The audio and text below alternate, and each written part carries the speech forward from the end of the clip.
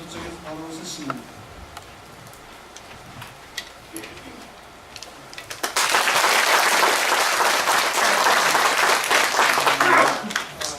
수고해 주신 김석수 교수님 감사드리고 같이 조직해 주신 정각 교수님 감사드리고 그리고 문정재단 박동환 이사장님 이런저런 마련해 주셔서 감사합니다. 그리고 스님들 박수 일전해드리고 나와주셔서 감사드리고 만나 뵙게 돼서 반갑습니다. 네, 반갑습니다.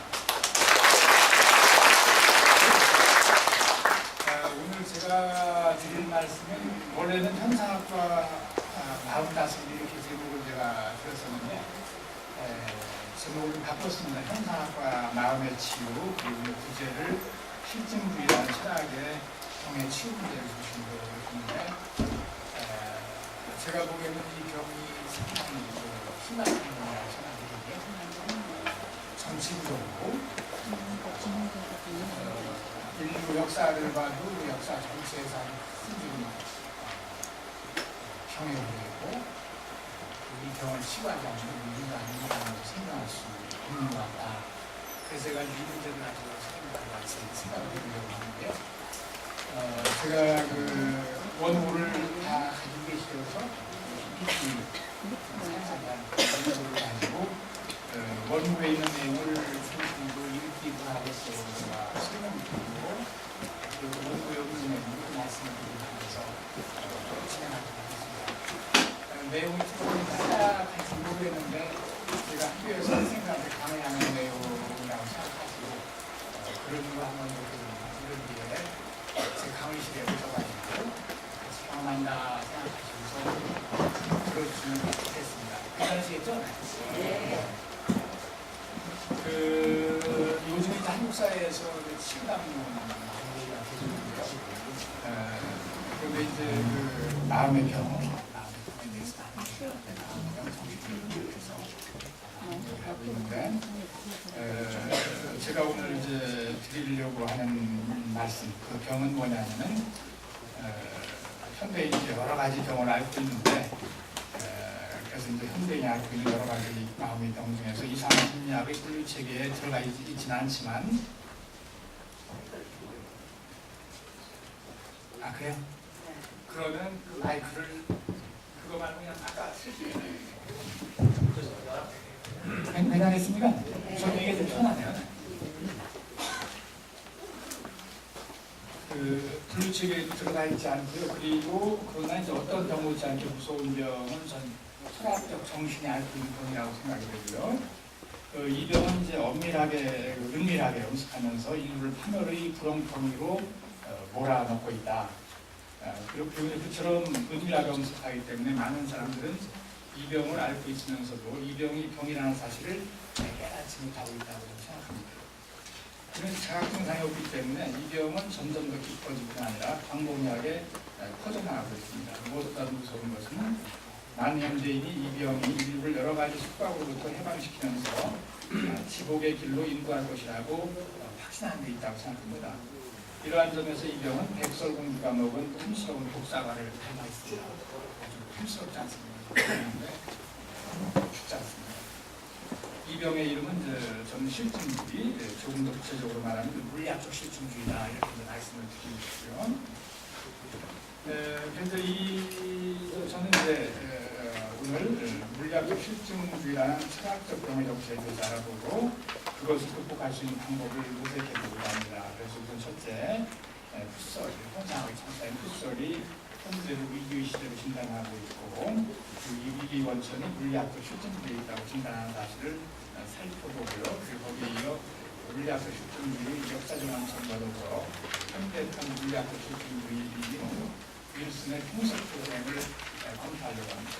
그래서 순서에서는 윌슨의 통섭 프로그램이 실행될 수 없는 부당한 프로그램이라는 사실을 살펴볼 것입니다. 그리고 3월에서는 이런 물리학적 실증주의라는 경우를 치유할 수 있는 방법으로 형상학적 판단을 계속하겠습니다. 그리고 마지막으로 제가 왜 이 병이 무서운 병인지 이 병을 치유할 경우에 어떻게 되는 것인지 하는 문제도 좀 말씀을 드리고 싶습니다. 실증주의라고 하는 것은요. 실증주의라고 하는 것은 이제 물리학적 실증주의라고 하죠. 이 실증주의라고 하는 것은 이 세상에 물리적인 자연밖에는 진정한 의미에서 존재하는 것이 없다. 이렇게 주장하는 입장입니다. 그리고 물리학적 자연을 파악하기 위한 방법인 물리학적 방법, 넓게 얘기하면 자연과학적 방법, 그거밖에는 참다운 의미에서 진리를 탐구할 수 있는 방법이 없다. 이렇게 생각하는 그 입장이 물리학적 실증주의라고 얘기할 수 있겠습니다. 그러면 이제 이처럼 물리학적 실증주의에 따라 물리적 자연의 존재만을 인정할 경우 어떤 결과가 나올까 한번 생각해 볼까요? 물리적 자연이라고 하는 것은 일종의 기계와 같은 것이라고 얘기할 수 있죠. 그래서 존재하는 일체의 것은 기계와 같은 것으로 생각합니다. 자연 전체가 일종의 기계처럼 생각한다는 거죠.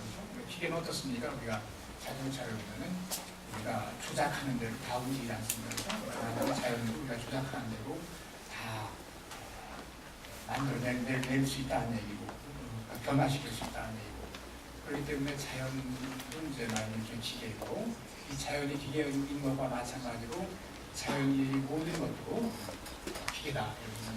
자연을 구성하는 식물도 기계고, 그 다음에 동물도 기계고, 더 나아가서 인간조차도 기계다 이렇게 생각하는 입장이라고 볼 수 있겠죠. 여러분들 어떻습니까? 우리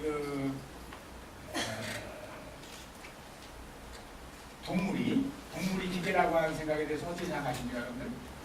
집에 있는 예쁜 가죽이가 기계다. 어떤 것 같습니까?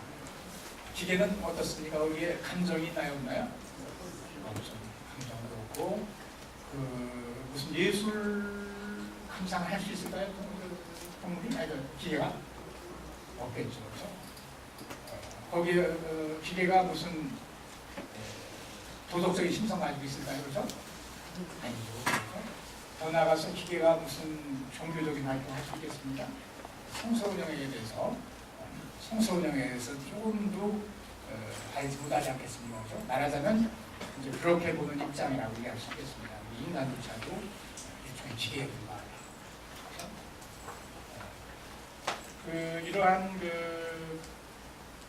이러한 실증주의의 원천은 철학사에서도 찾아볼 수가 있습니다. 예를 들면 데카르트라고 하는 철학자를 아실 겁니다.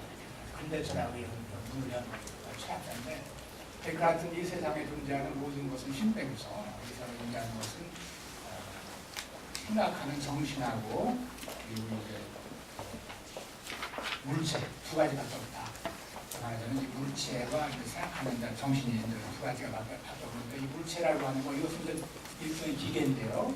거기에서 뭘 포함시켰냐면 우리가 흔히 자연이라고 부르는 자연을 포함시켰고, 식물도 일종의 기계와 비슷한 그런 거라고 생각했습니다. 더 나가서 동물도 그렇다고 생각했고, 근데 마지막에 하나 빼는 게 있는데 그건 뭐냐면 인간은 그렇게 볼 수 없다. 인간은 정신이 있기 때문에 인간은 기계라고 볼 수 없겠다.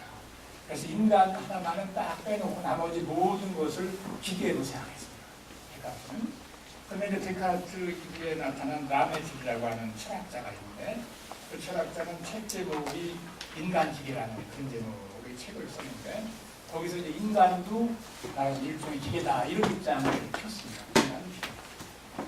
그런데 이 세상에 기계 아닌 게 없었죠. 기계 아닌 게 모든 것이 다 기계고, 말하자면 저주에 시계가 있으면서 시계 비슷하게 다 미리 예정된 프로그램에 따라서 움직이는 것이고 조작할 수 있는 거죠. 기계를 자동차처럼. 우리 인간도 이제 그렇다는 거죠. 그런데 이제 이러한 말하자면 이것은 일부 물리학적 실증주의로 얘기할 수 있겠는데, 이런 생각이 철학사의 데카르트를 계속해서 이렇게 나옵니다. 반복해서. 왜 이런 생각이 반복해서 나올 것 같습니다. 여러분들, 아까 제가 물리학적 실증주의를 백설공주가 먹은 복사과 얘기가 나왔습니다. 그러니까 거기에는 어떤 게 있단 말입니까? 복사과처럼 탐스러운 게 있거든요. 아주 탐스러운 게 있어요. 뭐가 탐스럽겠습니까? 네? 그럼 저하고 같이 생각을 하면서 한번 이 시간에 뭐가 탐스럽겠습니까? 그것도 잘 다름이 아니고 근대 자연과학의 비약적 발전을 보고 사람들이 놀란 겁니다. 한마디로 말해서 이게 전부구나. 근데 자연과학을 보면 어떻습니까? 엄청난 비약적인 발전을 거두었고 방법이 어떻습니까? 일목요연이죠. 누구든지 그 방법에 따라서 어떤 대상을 연구를 하면은 똑같은 결과가 나오고 또 그 결과에 따라서 조작을 하면 우리가 필요로 하는 모든 결과를 얻어낼 수 있어요. 그게 이제 근대과학의 힘 아니겠습니까? 자연과학의. 그러니까 이걸 보고서 사람들이 놀란 거예요. 아, 이거 요술방맹이구나. 물리학적 방법이라고 하는 거. 자연과학적 방법이라고 하는 게 참 요술방맹. 그래서 요거 하나만 있으면 우리가 모든 문제 다 해결할 수 있겠다. 자연의 문제를 해결할 수 있듯이 여타의 모든 문제도 우리가 다 이걸 가지고 해결할 수 있겠구나. 이제 그런 생각을 한 것이죠. 그렇죠? 그러니까 말하자면 우리 인간이 당면한 여러 문제들, 이 문제들도 전부 이거 가지고 다 해결할 수 있을 거라고 생각한 거죠. 그래서 이제 물리학적 실증주의가 그렇게 크게 각광을 받고 포수력을 갖게 된 겁니다. 그렇지 않겠습니까, 여러분들? 이게 왜 그게 백설공주관하고 복사과처럼 탐스러워 보이는지 이해하셨죠, 그죠? 근데 이제 그 결과라고 하면 어떻겠습니까, 여러분들? 아까 조금 전에 말씀드렸듯이 모든 것을 다 기계처럼 보니까 우리 인간은 기계처럼 보기 때문에 우리 인간이 가지고 있는 그처럼 다양한 정신적인 능력들, 그 능력들을 다 무시하고 뭐만 지금 인정하는 거예요. 어떤 점에서 물리학적인 자연과학적 방법, 능력, 그것만 인정을 하고 그럼에도 불구하고 또 우리 인간은 또 기계로 보고 있고 그러니까 상당히 심각한 그런 결론에 도달하게 되고 실제로 현실도 여러 가지 많은 문제들을 갖고 있다고 이해할 수 있겠습니다. 그리고 인간의 예를 들면 그 윤리적인 측면, 종교적인 측면, 예술적인 측면, 자연과학적 심성이해 그 많은 것들이 말하자면 이 생각을 끝까지 따라가면은 우리 인간의 중요한 속성이 아니기 때문에 우리 인간은 나름 자연과학적 능력 그것을 열심히 개발하고 자연과학을 하고 그간 우리는 어떻습니까? 그렇게 되면 우리 다양한 능력들은 왜소하게 되고 그러다 보면 우리가 일종의 불구가 되는 거 아니겠습니까? 말하자면 자연과학적 능력만 비약과학적으로 발전하고 여타의 다른 능력들은 발전하지 못하는 그런 상태에 빠지게 되면 결국 불구가 되는 것이고 우리가 예술을 예술로서 감상할 수 있게 되고 그리고 이제 종교적인 심성 이런 걸 키울 수 없게 되고 또 이제 도덕성 그리고 우리가 발휘할 수 없다는 이런 식의 생각을 하는 사람들은 아닌 게 아니라 우리 인간은 기계라고 보기 때문에 거기에 어떤 도덕이 들어설 여지가 없습니다. 근데 이제 특히 제가 여러 가지 예술, 도덕, 종교 이런 것을 강조하고 싶은 것은 실제로 이제 우리 동양하고 이제 서양을 보면요 도덕성 하나에 먼저 관절 축정을 맞춰서 말씀을 드리면 그 서양에서 인간이 뭐냐 이렇게 보면 대뜸 이성적 동물이다 이렇게 합니다. 이성적이라는 게 뭐냐 이렇게 또 물어봐야 되지만 이성적이라고 얘기할 때 이제 주로 이제 그 과학적인 이성 그걸 얘기를 하는데 뭐 아니면 정치적 동물, 또는 언어적 동물 뭐 이런 얘기를 하는데 우리 동양에서는 옛날부터 늘 하는 얘기가 인간은 도덕적 존재다. 도덕성이 갖춰져 있지 않는 인간이 아니하십니다. 측은지심이 없으면 사람이 아니라. 그렇죠? 사람, 도덕성. 그런 것이 없으면 사람이 아니다. 이렇게 이제 얘기를 했는데, 그런 점에서 이 도덕성이라고 하는 것, 예술성, 종교성, 이 모든 것들이 과학적인 그 신성 못지않게 중요한 우리 능력이라고 생각이 되고, 우리 인간이 행복한 삶을 살아가려면 이러한 여러 가지 능력이 개인적인 차원에서 조화롭게 발전해야 되고, 사회적인 차원에서도 조화롭게 발전해야 된다고 생각합니다. 그래서 이제 오늘 제가 이런 말씀을 드리는 것이죠. 말하자면 알게 모르게 우리 현대인이 말하자면 우리가 가지고 있는 다양한 능력을 개인적인 차원에서 보고 사회적인 차원에서 보고 다양한 능력을 발산하는 그리고 그 중에 특정한 능력만을 인정하는 그런 철학사주에 물들어가고 있다. 그런데 이렇게 되면 우리 인류가 파멸의 형통으로 가는 길이다. 그리고 우리가 이제 그야말로 인간으로서의 삶을 살아가려면 그런 생각으로부터 벗어나서 그런 병으로부터 그런 병을 우리가 이제 나중에 치유하고 우리 인간이 가지고 있는 그 다원적인 그 능력을 발휘해야 된다. 그게 이제 제가 오늘 드리고 싶은 말씀입니다. 근데 아까 제가 철학사에서 여러 그런 실증주의, 물리학적 실증주의가 많이 있었다고 그러지 않았습니까? 그죠? 그런데 요즘 들어서 또 최근에도 그 물리학적 실증주의가 이렇게 큰 소리를 내고 있습니다. 특히 한국 사회에서 제가 오늘 말씀 소개하려고 하는 그 물리학적 실증주의 혹시 윌슨의 통섭이라는 말씀 얘기하는 거 많이 들어보셨습니까, 선생님들? 통섭. 그 통섭이라는 말을 여기저기서 많이 합니다. 그렇죠? 많이 하는데 통섭이라는 말이 이게 도대체 무슨 뜻인가? 그에 대해서는 참 생각을 많이 하지 않는 것 같아요. 그리고 이제 더더욱이 어떤 때는 인문학하는 분들이 통섭하면서 얘기를 이렇게 하고 참 좋다는 식으로 그렇게 얘기를 할 때 저는 참 상당히 슬픕니다.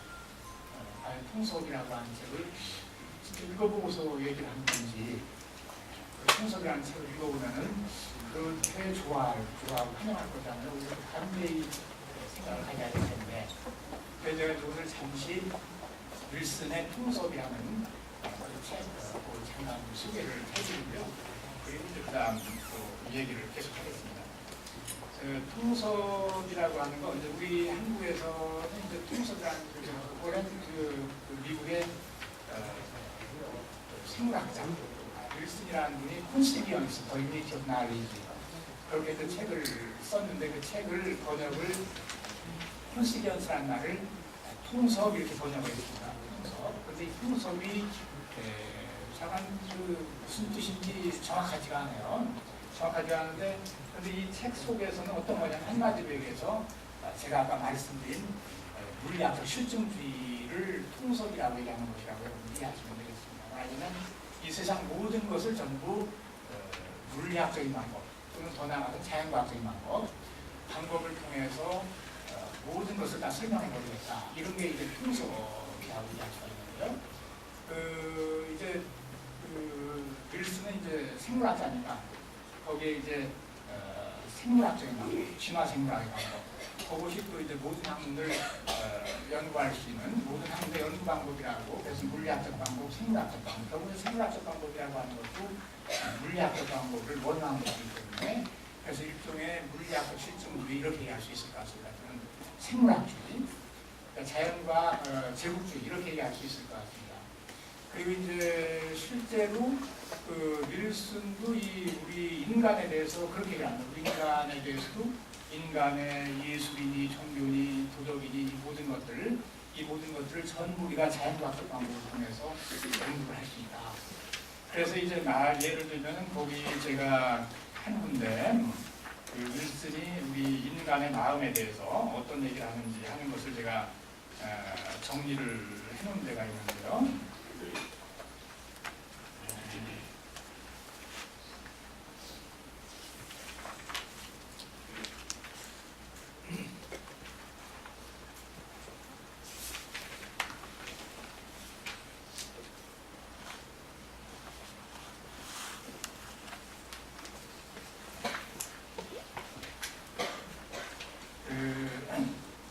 이렇게 얘기합니다.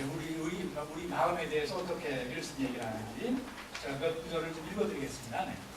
지식의 통일성, 미로의 실제에 대한 믿음은 궁극적으로 모든 정신 과정이 물리적 기초를 가지고 있으며 그 과정이 자연과학에 잘 부합한다는 가설에 근거해 있다. 또는 오늘날에도 사람들은 바로 이러한 이유 때문에 자기 자신의 마음보다 자동차에 대해 더 많은 것을 알고 있다. 잘 보시죠. 네. 자기 자신의 마음보다 자동차에 관해 더 많은 것을 알고 있다. 마음에 관한 근본적인 설명이 철학이나 종교적인 탐구라기보다 경험적인 탐구인 것도 같은 이유 때문이다. 이런 탐구는 아직도 어둡기만한 내 내부 여행이다. 여기서 알 수 있듯이 윌슨은 우리 인간의 마음을 탐구할 수 있는 유일한 방법을 뭐라고 생각하냐면 바로 내부학적인 탐구 방법이라고 생각합니다. 내부학적인 탐구 방법에 대해서 지금 이렇게 얘기를 하고 있는 거예요. 그래서 이 주제에 대한 전문가인 모든 과학자와 철학자들은 의식과 합리적 구성들로 과정들로 구성되어 있는 마음이 바로 뇌의 작용이라는 점에 동의한다. 의식은 정신활동에 참여하는 회로가 대량으로 연결되어 있는 집합체이다. 지금까지 나는 마음을 만들어내는 물리적 과정에 대해 말했다. 뇌라는 기계는 아직까지도 우리에게 엄청나게 낯설다. 과학자들은 뇌 회로의 극히 일부분만을 알아냈을 뿐이다. 뇌의 주요 부위들이 왜 그렇게 생겼는지에 대해서는 아직도 잘 모르고 있다. 단지 그것들이 다양한 기능을 하고 있다는 것을 통해 많은 것을 배울 뿐이다. 근데 여기 윌슨이 하는 얘기를 보면은 우리 인간이 우리 의식에 대해서 연구할 수 있는 방법은 뭐밖에 없다는 겁니다. 바로 뇌과학밖에 없다는 거죠. 그 뇌과학을 가지고 우리 인간의 마음을 연구하면 마음에 대한 모든 연구, 가능한 연구가 다 거기에 들어갈 수 있다는 겁니다. 그러니까 그 이외에 다른 연구가 있을 수 없다는 거죠. 우리가 말하자면 마음조차도 어떻습니까? 우리의 마음조차도 자연과학적 연구 방법 가지고 다 연구할 수 있다는 거죠. 그런데 이제 여기서 이제 몇 가지 아까 드린 말씀 중에서 오늘날에도 사람들은 바로 이러한 이유 때문에 자기 자신의 마음보다 자동차에 관해 더 많은 것을 알고 있다. 어떻습니까? 자동차에 대해서 더 많은 것을 알고 있습니까? 여러분 마음에 대해서 더 많은 걸 아는 것 같습니까? 자동차에 대해서 많은 걸 알고 있는 거 아니에요? 왜 그런 것 같습니까? 네. 자동차가 알고 싶다 이런 말씀이죠? 네, 이건 이제 그걸 두고 하는 얘기겠죠. 뭐냐면 자동차는 지금 우리가 그 구조에 대해서 잘 알고 있잖아요. 우리가 만든 거기 때문에 그렇죠? 그런데 뇌라고 하는 건 어떻습니까? 뇌라고 하는 거는 우리 뇌는 지금 아직 그 구조를 잘 모르잖아요. 그렇죠? 그러려면 어떻게 해야 됩니까? 우리가 자연과학적으로 탐구할 수밖에 없다는 그 관찰하고 fMRI 장비 등등을 동원해서 탐구를 해야 되는데 지금 뇌과학의 수준은 어떻습니까? 이제 말하자면 이제 막 시작한 단계라는 거죠. 그러니까 그 뇌의 구조에 대해서 모른다는 거예요. 자동차에 대해서는 우리가 뻔히 아는데 그래서 로켓에 대해서 뻔히 알고 그 아주 복잡한 기계에 대해서 그렇게 잘 아는데 그런데 우리 마음에 대해서 어떻다는 겁니까? 아직 모른다는 거예요. 이 뇌의 구조에 대해서 모르니까 그런 얘기를 하는 겁니다. 그리고 그런데 어떻다는 얘기예요? 바로 앞으로 뇌과학이 무한정 발전하면 어떨 거라는 겁니까? 바로 우리 의식의 구조에 대해서 남김없이 설명할 수 있을 것이다. 이런 얘기가 들어있는 거죠. 그 얘기를 하는 겁니다. 그렇죠? 그러니까 우리 인간 모든 것에 대해서 의식은 말할 것도 없고 이 신체 모든 것에 대해서 자연과학적으로 연구할 수 있고 그것만이 또 유일한 연구라고 생각하는 그런 입장이 말하자면 이 윌슨의 평소프로입니다. 그렇죠? 그러니까 거기에 말하자면 지금까지 우리가 전통적으로 인문학적인 생각이 하고 그런 것들이 들어설 여지가 있겠습니까? 없겠습니까?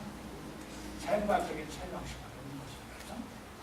그래서 이제 일단 윌슨의 통속 프로그램이 어떤 건지 아는 것을 이해하셨죠? 그렇죠? 네, 그러면 이제 거기에 이어서 저는 윌슨의 통속 프로그램이 어떤 점에서 문제가 있는지 결정적으로 참 큰 문제가 있다 하는 것을 제가 말씀을 드리겠습니다. 우선 아까 제가 이제 두 가지를 제가 말씀을 드렸고요. 하나는 의식에 대한 탐구, 그와 관련해서 통속 프로그램이 어떤 문제를 가지고 있는지, 또 하나는 제가 또 다른 바우이를 우리가 연구할 때 그와 관련해서 통속 프로그램이 어떤 한계가 있는지 그걸 제가 말씀드리겠습니다. 두 가지에 대해서. 첫째, 의식과 관련해서 아까 자동차에 대해서 많은 것을 알고 있고 우리 자신에 대해서 모른다고 얘기했죠. 의식에 대해서. 그런데 그 말이 사실이 아니라는 것을 제가 말씀을 드리고 싶습니다. 뭐냐면 지금 여러 선생님들 제 강의를 이해하고 있습니까? 네. 이해하고 있다는 사실을 이해하고 계세요? 이해하지 못하고 계세요? 이해하고 계세요? 이해하지 않고 계세요? 못하고 계세요? 있는 그대로만 답하셔야 됩니까? 이해하고 계시죠? 또는 이해를 못하시는 분들이 있을 수 있죠, 그렇죠? 뭐 제가 보기에는 전혀 그런 분이 안 계시는 것 같지만 없을 경우에 없는 분이 이해 못하고 있다는 걸 이해합니까, 못합니까? 자기가 이해 못하고 있다는 걸 이해해도 돼요? 이해 못하는 사람, 내가 이해 못해. 저게 무슨 소리인지 모르겠지만 그러나 내가 저게 무슨 소리인지 모른다는 사실을 압니까, 모릅니까? 아니야. 또 경우에 따라 어떤 경우도 있어요. 내가 저 얘기가 무슨 얘기인지 이해하는지 모르는지 잘 모르겠다. 이게 무슨 소리인지 모르겠다. 그러면 내가 이게 무슨 소리인지 모르겠다고 생각하는 거는 이해합니까? 못합니까? 아시죠? 그죠? 여기 색깔이 무슨 색깔입니까? 이 색깔이 흰색이죠. 근데 흰색이라고 하는 사실이 틀릴 수가 있어요? 없어요? 조명이 잘못돼가지고 흰색이 아닌데 흰색이라고 얘기할 수 있잖아요. 그죠? 그러나 지금 내가 저것을 흰색이라고 보고 있다 하는 사실은 틀릴 수가 있어요? 없어요? 알고 있잖아요. 알고선 압니까? 모릅니까? 알죠. 지금 이 방이 덥습니까? 덥지 않습니까? 적당합니까? 그럼 적당하다고 내가 느낀다는 사실은 알아요? 몰라요? 알죠. 추면 어떻습니까? 춥다는 걸 알아요? 몰라요?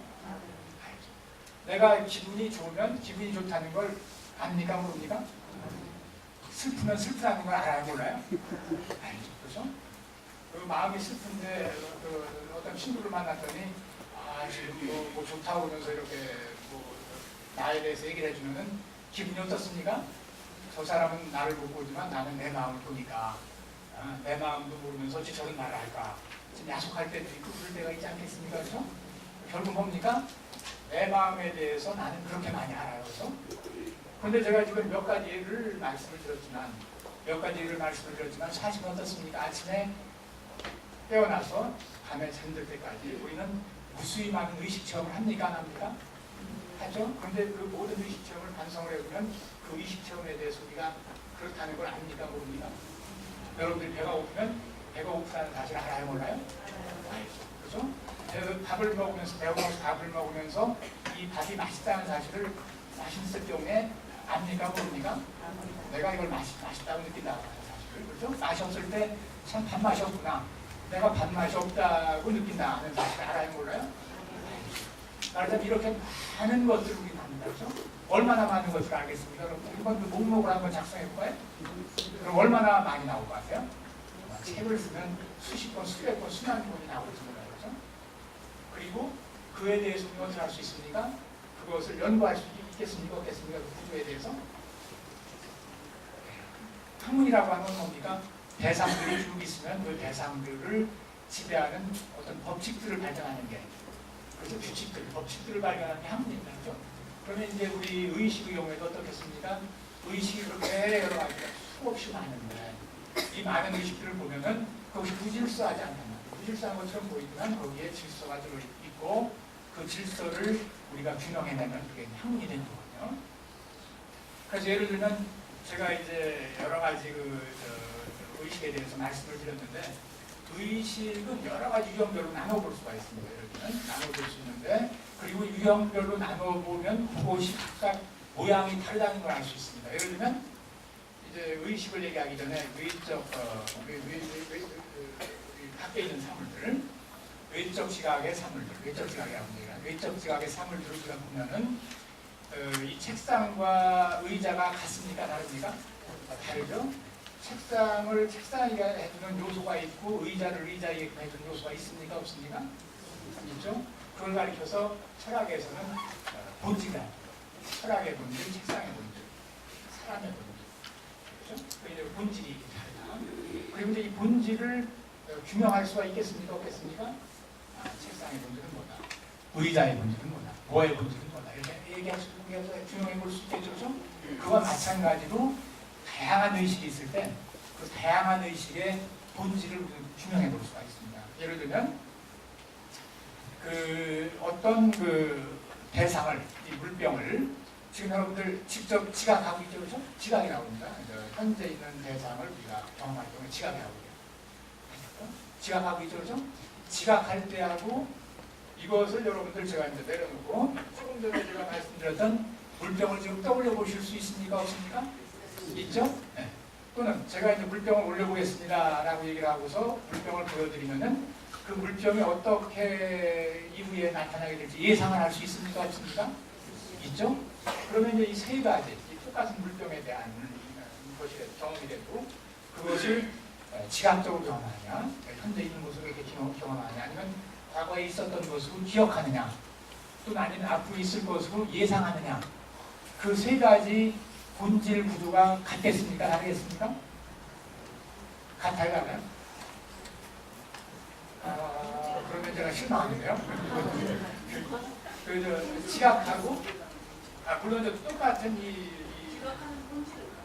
지각하는 대상의 본질은 그건 맞는 말씀입니다. 지각하는 대상의 본질은 같지만 그러나 지각 자체는 그렇죠. 경험하는 내용이죠. 경험하는 내용이 아니라 경험하는 방식이 다르잖아요. 그렇죠? 하나는 지금 있는 것을 경험하는 것이고 기억은 어떤 겁니까? 있었던 것을 경험하는 것이고 과거의 것을 예상은 뭡니까? 앞으로 있을 것을 경험하는 거죠. 그렇죠? 그러면 이 세 가지가 모양새가 같다고 얘기할 수 있어요? 다르다고 얘기할 수가 있어요? 대상은 일단 도래시하고 대상은 빼놓고 작용으로 볼 때는 다르잖아요. 세 가지가 다르죠? 그 말하자면 그런데 지각이라고 해서 이것의 지각만 있는 것이 아니죠. 그렇죠? 이것의 지각도 있습니까? 없습니까? 이것의 지각도 있고 이것의 지각도 있고 저것의 지각도 무수히 많은 것에 대한 지각작용이 있죠? 마찬가지로 그 무수히 많은 것에 대한 기억작용이 있습니까? 없습니까? 있죠? 그 무수히 많은 것에 대한 예상작용이 있어요? 없어요? 있죠? 이 세 가지 그 많은 것들에 대한 기억, 지각, 예상작용이 각기 다르다는 거 이해하실 수 있겠습니까? 예를 들면 그 중에서 제일 명확한 게 뭡니까? 제일 확실한 게 지각이죠. 기억하고 지각하고 어떤 게 더 확실합니까? 지각이 확실하죠. 그렇죠? 그러면 둘이 모양새가 다르다는 게 그거죠. 그렇죠? 하나는 더 확실하고 가장 확실하고 덜 확실하고. 근데 지각도 어떻습니까? 지각은 지금이지만 기억도 어때요? 조금 전에 봤던 거. 그런데 그것을 제가 이따 강의 끝날 무렵에서 다시 여러분들에게 떠올려 보라고 하면은 그거 어때요? 저 먼 과거 속으로 들어가는 거 아니죠? 그러니까 기억이라고 하는 것도 어때요? 종류가 한 가지입니까? 여러 가지입니까? 여러 가지. 예를 들면 어떤 기억이 있어요? 10년 전, 20년 전에 내가 했던 것을 기억하는 경우도 있고, 그렇죠? 몇 달 전에 경험했던 것을 다시 떠올리는 경우도 있고, 또는 며칠 전, 또는 몇 시간 전, 또는 가장 원초적인 기억은 어떤 게 있겠습니까, 여러분들?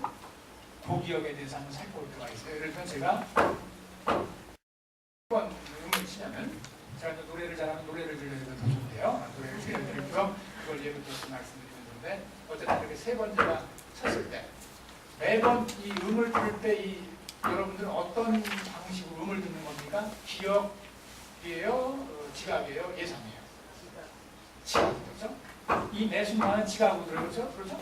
그러나 첫 번째 제가 그리고 두 번째 들었을 때 첫 번째 들었던 음은 기억되는 거였죠? 그렇죠? 세 번째 건 어떻게 됩니까? 예상 속에서 들어오잖아요. 그렇죠? 난 예상하냐. 두 번 두드리니까 또 한 번 올 걸 하면서 예상할 수 있잖아요. 그러면 10번을 두드리면요. 그렇죠? 그럼 어떻습니까?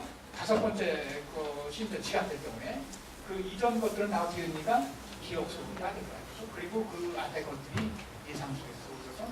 그런데 가장 원초적인 기억은 바로 요겁니다. 바로 순간적인 그렇죠? 바로 지금 것이 어떻게 됩니까? 우리 의식은 굳이 말씀을 드리면은 강물과 같아서 끊임없이 흘러갑니다. 여러분들 지금 제 강의를 들으시면서 처음 제가 말 올라와서 인사드리고 텍스트 읽고 하면서 그걸 했을 때부터 지금까지 수없이 많은 의식들이 있었죠, 그죠? 그 의식들이 어떻게 됐습니까? 지금 계속 흘러가고 있죠. 흘러가고 있고 지금도 어떻습니까? 지금도 올라와서 흘러갑니다. 말하자면 여기 샘물이 있는데 샘물에서 의식이 올라와서 계속 과거를 향해서 내려가고 이게 이제 우리 의식이에요. 말 강물 비슷합니다. 그래서 이 근원인상 지점에서 이 말로 이제 현재 이 점에서 끊임없이 샘솟아 와가지고 이제 이것을 직선으로 놓고 미래에서 현재를 거쳐서 과거로 간다 이렇게 얘기할 수 있겠죠, 그렇죠? 근데 어쨌든 마치 깊은 산 속에서 큰 샘이 있어서 그 샘에서부터 큰 물이 쏟아져 나와서 계속 흘러가는 강물과 같다. 우리 각자의 의식은 그렇게 보면 되겠습니다. 그러니까 거기에 얼마나 많은 의식 내용들이 있겠습니까, 그렇죠? 저는 지금 이렇게 강의를 하면서도 지금 현재 이 시점에 저는 아까 예를 들 때 그 음만을 우리가 지각하고 있는 것처럼 예를 들었는데 그런데 실제로 이 음만을 지각하니까 여러 선생님들이 제 강의를 들을 때 제 소리만을 듣습니까? 소리를 듣습니까? 봅니까? 다 보죠. 네, 정확한 답변이세요. 네. 제 얼굴 표정도 보시고 또 제 제스처도 보시고 주위에 다른 것들도 보시고 저도 강의를 하면서 여러 선생님들 쭉 관찰을 하는데 이렇게 이해하고 계신지 아닌지 이해가 안 됐다 싶으면 한 번 더 설명을 하고 이해됐다 싶으면 넘어가고 하지 않습니까? 그 경우에 저는 무수히 많은 걸 봅니다. 말하자면 많은 대상들과 관계를 맺고 있고 제의식은 그처럼 다양한 것이 하나의 물줄기가 돼서 흘러내려가는 거죠. 그렇죠? 그리고 이렇게 흘러내려가는데 매 순간 그런데 이건 뭐냐면 이거 지금 제가 말씀드린 의식들은 이 강의 수면에 불과하고 그 밑에는 또 뭐가 있습니까? 심층적인 의식들이 있습니다. 우리가 지금 미처 의식하지보다는 무의식적이 있고 이제 저녁 식사를 했으니까 그렇게 배가 고프지 않겠지만 제가 한 시간 더 강의를 하고 나면 배가 고프지 않겠습니까?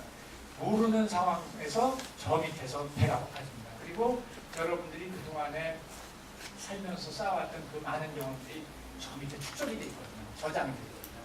저장이 되어 있으면서 이 저장된 놈이 또 같이 흘러갑니다. 그러니까 이 강물의 뷰가 적절하지 보죠?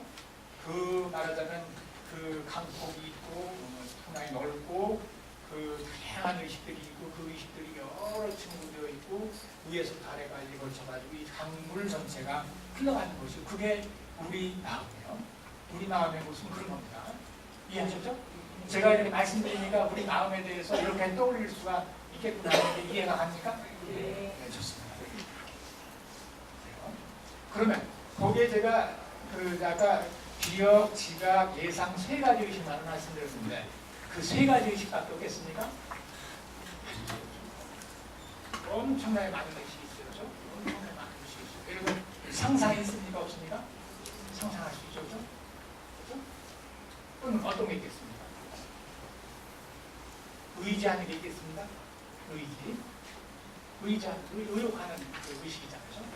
또는 감정, 그 많은 감정자극이 있습니까? 없습니까? 있죠? 본능, 충동적인 자극 이런 것들이 있습니까? 없습니까? 있죠? 그 모든 것들이 하나로 얻어서 이렇게 흘러가는 겁니다. 그런데 제가 아까 말씀드렸던 이 여러 가지 의식들, 이것들의 본질 구조를 우리가 해명해낼 수 있다. 해명해낼 수 있게 해줘서 그 아까 제가 우리 의식의 목록을 쭉 적어보면 수없이 많다. 말씀을 드렸는데 그것들의 본질 구조를 또 분석을 해보면 그에 대한 논의가 또 한참 이루어지지 않겠습니까? 그렇죠? 그러면 그에 대한 하나의 학문이 나올 수 있습니다. 그렇죠? 자, 그러면 제가 이 정도로 이제 말씀을 드렸는데 우선 그런 아까 통서 프로그램하고 같이 연결을 해서 살펴보자고요. 통서 프로그램에 의하면 뭐라고 그랬습니까? 자연과학적인 방식에 의해서 우리 의식을 연구할 수 있다. 그리고 그것이 유일한 행위다. 이렇게 얘기했죠. 그런데 우리 현상학에서는 자연과학적 방식에 따라서 의식을 연구할 수 있다는 걸 긍정합니까? 부정합니까? 부정하면 현상학이 이상하군요. 그렇죠? 연구할 수 있으니까 연구해야 되는 거예요. 당연히. 그것도 자연과학적 현상입니다. 말하자면 우리 의식도 특정한 관점에서 복수해주면 그렇게 보일 수 있는 것으로 그 관점에서 연구해야죠. 당연히 연구해야 됩니다. 그런데 현상학은 뭐냐? 물리학적 실증주가 다른 것은 물리학적 실증주는 오직 자연과학적 방법만이 모두라고 했는데 현상학은 뭐라고 합니까? 그것 뒤에 많은 방법이 있다. 그리고 그것들이 어떤 점에서 더 중요할 수 있다. 그렇게 얘기합니다. 그렇죠? 그리고 아까 자동차 얘기를 하지 않았습니까? 자동차에 대해서 많은 것을 알지만 우리 마음에 대해서 모른다 이렇게 얘기했을 때 그 말이 맞습니까? 틀립니까? 지금 이제 우리가 많은 의식에 대해서 얘기를 했는데 그 의식에 대해서 많은 걸 아시게 되죠. 그렇죠? 물론 알고 있었던 것을 암묵적으로 알고 있었던 것을 저와 같이 얘기를 하면서 명료하게 떠올려 본 겁니다. 그렇죠?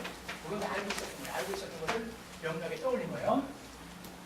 그런데 이 많은 것들을 알고 있는데 그러면 우리는 마음에 대해서 우리 의식에 대해서 자동차에 대해서 알고 있는 것만큼도 모르고 있다. 이 얘기를 할 수가 있나요? 없나요? 어떤 점에서는 할 수 있고 어떤 점에서는 할 수가 없어요. 그렇죠? 어떤 점에서 그렇게 얘기할 수 있습니까? 그 얘기는 함부로 하는 얘기가 아닙니다. 우리는 우리가 자동차에 대해서 알고 있는 것만큼 우리 마음에 대해서 알고 난다. 이 얘기를 아무런 조건 없이 그냥 하면 안 됩니다. 그러면 그 얘기는 그건 난센스. 그건 틀리는지 맞는지 얘기하기 전에 그냥 제쳐놓는 거예요. 쓸모없는 무의미한 얘기고 왜냐하면 어떤 관점에서 얘기하는 겁니다. 그 얘기는 어떤 관점에서 하는 얘기예요? 자연과학적 관점에서 하는 얘기예요. 자연과학적 관점에서 볼 때 아직 우리 인간은 자동차에 대해서 그렇게 많이 알고 있지만 우리 인간의 뇌의 구조에 대해서는 모른다는 얘기입니다. 그런 점에서 뭐라고 하죠? 그런데 우리 인간이 우리 의식에 대해서 연구할 수 있는 방법이 자연과학적 방법만 있는 것이 아니잖아요. 그렇죠? 그것이 아니고 아까 조금 전에 저하고 이렇게 얘기하면서 하는 것은 알지 않았습니까? 그렇죠? 그러면 제가 여쭤보겠어요. 이런 입장에서는 아까 조금 전에 우리가 했던 연구 그런 입장에서 들면 우리가 자동차에 대해서 알고 있는 것보다 우리 자신에 대해서 더 많이 알아요. 더 많이 알고 있지 않아요? 더 많이 알고 있을 뿐만 아니라 엄청나게 많이 알고 있고 각자는 각자 자기 자신에 대해서 세상 그 어떤 것보다도 더 잘 알고 있어요. 그렇죠? 자, 이게 이제 하나의 사실입니다. 그런데 하나의 사실 확인해서 끝나서는 안 되고 그 근거를 우리가 캐는 거예요. 그래서 그거를 왜 그런지 원리가 어떤 건지 하는 것을 잠깐 살펴보도록 하겠습니다. 그러면 우리가 우리 의식에 대해서 할 때 두 가지 방법이 있다고 아까 말씀드렸죠. 하나는 자연과학적 방법이 있고 또 하나는 우리가 그 방법을 명명하지는 않았지만 또 다른 방법이 있다 말씀을 드렸어요. 그렇죠? 자연과학적인 방법으로 연구하려면 우리는 어떻게 합니까? 의식을 연구할 때 뭘 가지고 연구합니까? 그래요. 수없이 많은 관찰 장비 그게 필요합니다. 그렇죠? 그러니까 결국은 어때요? 망원경, 현미경, fMRI 장비 여러 가지 것들을 동원해야 되죠. 동원해야 돼. 왜냐하면 결국 뇌과학이라고 하는 건 뭐냐면 물리학은 먼저 물리학이라고 하는 건 뭘 연구하는 겁니까? 바로 밖에 있는 대상을 연구하는 것이고 밖에 있는 대상의 성격이 어떻습니까? 펼쳐져 있죠. 그렇죠? 펼쳐져 있어요. 펼쳐져 있으니까 수학적으로 양을 잴 수가 있어요. 그게 크기가 얼마인지, 그렇죠? 크기가 얼마인지, 질량이 얼마인지 그걸 잴 수가 있어요. 그리고 물리학이라고 하는 건 이 세계를 뭐 어떻게 보는 거냐면 바로 수학적으로 잴 수 있는 것이라고 가정을 하고 다른 모든 속성은 다 빼버리고 그 속성에만 집중하는 거예요. 그렇죠? 그리고 이제 또 하나 중요한 거는 그리고 이제 그 세계를 수학적인 세계라고 하는데 두 번째는 그 수학적인 세계 속에 있는 모든 대상은 서로 인과관계 속에 있어요. 원인 결과 역할입니다. 말하자면 이것이 있으면 이것이 있고 이것이 있으면 이것이 이것을 치면 어떻게 됩니까? 움직여요. 그렇죠? 또 이것이 이것을 치면 어때요? 움직여요. 그렇죠? 움직여요. 그래서 저는 이 모든 대상은 그 세계 속에 있는 모든 대상은 자연적인 인과관계의 망 속에 들어있다. 그렇게 표현을 하고 싶은데 그렇기 때문에 이 모든 대상이 인과관계 속에 있기 때문에 이 인과관계 속에 있는 전체를 가리켜서 자연적 세계, 물리적인 세계라고 얘기할 수가 있죠. 바로 그렇게 물리적인 세계, 자연적 인과관계의 망 속에 들어있는 대상을 연구하는 게 자연과학입니다. 그리고 그것을 연구하려는 건데요. 그것은 인과관계 망 속에 들어있고 아까 수학적으로 표현될 수 있습니다. 바로 수학을 사용해서 연구를 하고 또 가장 중요한 것은 그것을 우리가 무엇을 통해서 합니까? 바로 보니까 하는 거예요. 거죠. 그러니까 감각을 통해서 하는 거예요. 외적인 감각이라고 하는데 이 경우에 무엇보다 관찰, 보기 때문에 하는 거죠. 그러니까 뭘 통해서 봅니까? 무엇보다 눈을 비롯한 오감을 통해서 보고 그것을 통해 직접 볼 수 없을 경우에는 어떻게 해야 됩니까? 우리는 대상을 보기 위해서 그래요. 관찰 장비를 사용하는 거죠. 시험이라고 하는 것도 뭐냐면 대상에 대해서 더 잘 알기 위해서 안 보이니까. 그러니까 자연과학에서는 수없이 많은 관찰 장비를 사용하고 그렇기 때문에 성능이 뛰어난 관찰 장비가 새로 발명이 되면 그 학문 영역에서 획기적인 연구 결과가 나옵니까? 안 나옵니까? 왜 그래요? 보이지 않던 것들이 보이니까. 그렇죠? 거기서 그런 엄청난 일들이 벌어집니다. 그런데 물리학이나 생물학이 그렇듯이 뇌과학 결국은 이 뇌를 그렇게 관찰하면서 연구하는 거예요. 그러면서 어떤 기제를 통해서 우리 의식 활동이 생겨나는지 그걸 연구하는 겁니다. 그런 점에서 자연과학이죠. 그런 측면에서 연구하는 겁니다. 그러니까 뇌과학도 결국은 자연과학적 방법을 쓰고 또 고성능의 관찰 장비를 사용하지 않을 수 없다 이거죠. 그러면 제가 이제 여쭤보겠습니다. 뇌과학은 그러니까 앞으로 고성능의 관찰 장비가 새로 발명이 됨에 따라서 그에 따라서 획기적인 연구 성과를 새로 내놓을 겁니다. 그렇죠? 내놓을 거예요.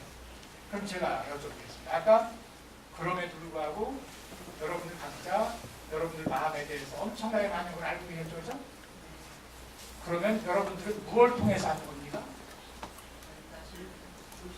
아까 저 밀슨 같은 사람은 그 물리학적 실증주의자라면 그들이 해야 될 답은 뭡니까? 바로 fMRI라는 장비나 관찰 장비를 통해서 그 밖에 나갈 수 없다 이렇게 얘기하지 않겠습니까? 그렇죠? 그런데 실제로 그런가요? 여러 선생님들이 fMRI 장비 꽂아놓고 모니터 봐가면서 아 내가 지금 강의를 이해하고 있구나 그렇게 대답했습니까? 아니요. 강의를 이해하고 있구나 대답했습니까? 아니죠? 그렇지 않고 그것이 매개 없이 그것의 도움이 없이도 즉각 알잖아요. 그렇죠? 아 이해하고 있구나 못하고 있구나 말을 하지 않아도 이미 알고 있어요. 속에서 얘기를 하지 않아도. 그러면 그것은 무엇을 통해서 하는 겁니까? 어떤 능력이 있기에 여러분들이 그걸 하는 거예요? 아, 정말 맞습니다. 직감.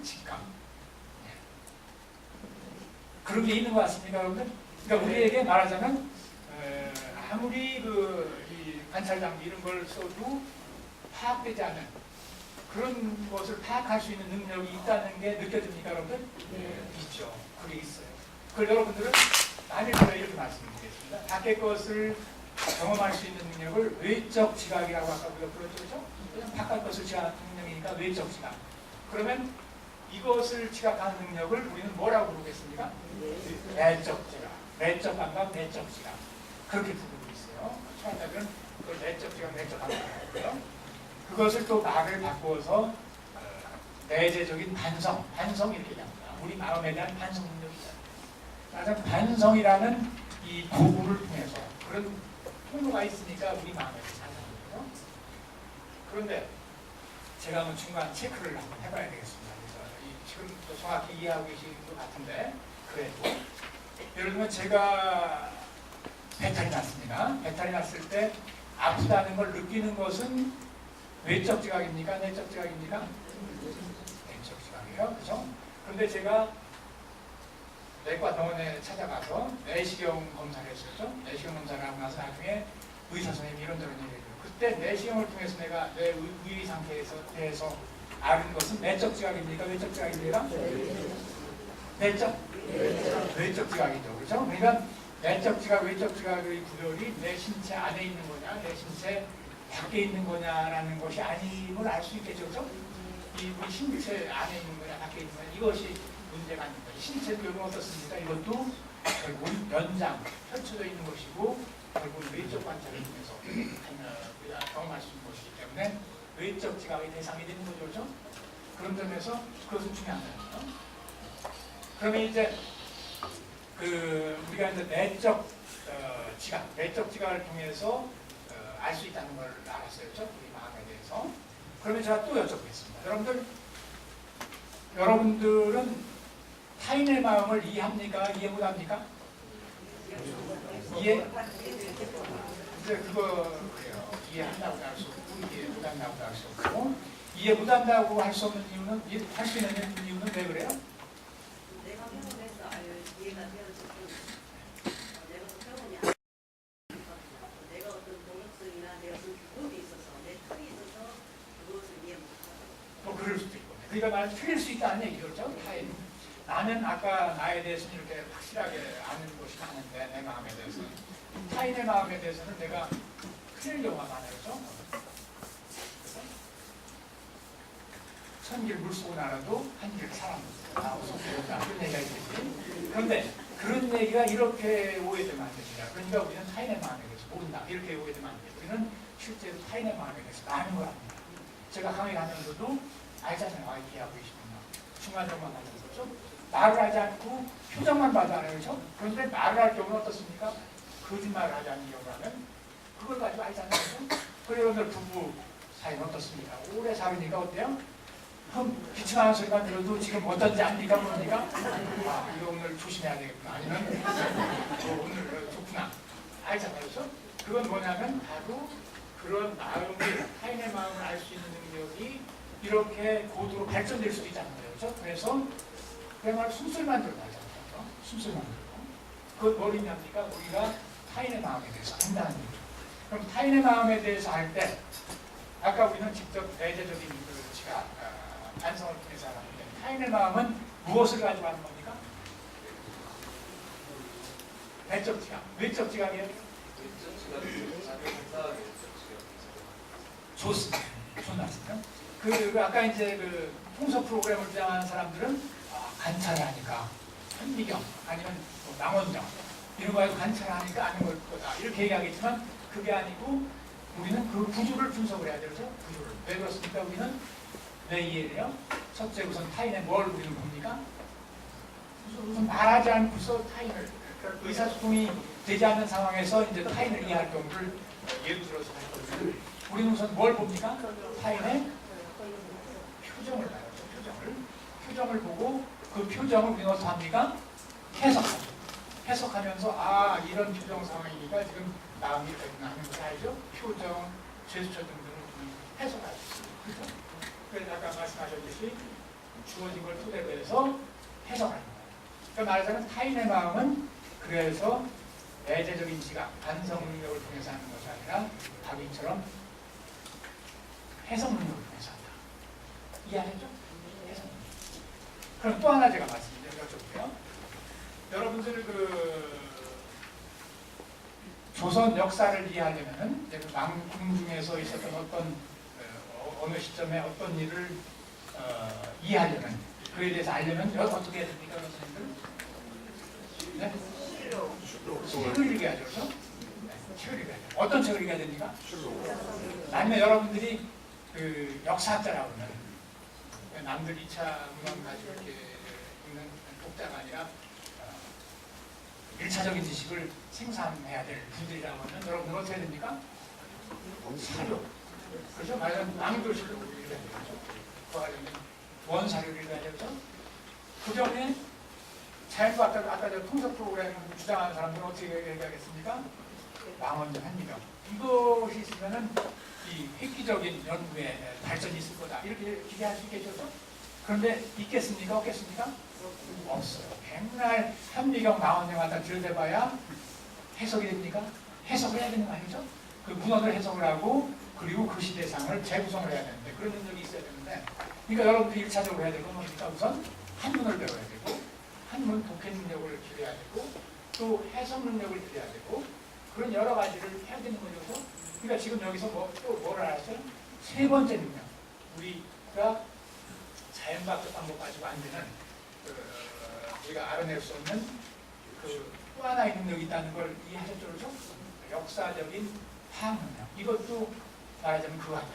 자연과학 그래서 일단 이 정도로 좀 말씀을 드리고요. 말하자면 우리 마음에 대해서, 각자의 마음에 대해서, 타인의 마음에 대해서, 그리고 또 옛날에 그 역사적인 것을 우리가 연구할 때 어떤 공부할 수 있을지, 중립은 자연과학적 방법만으로는 안 된다.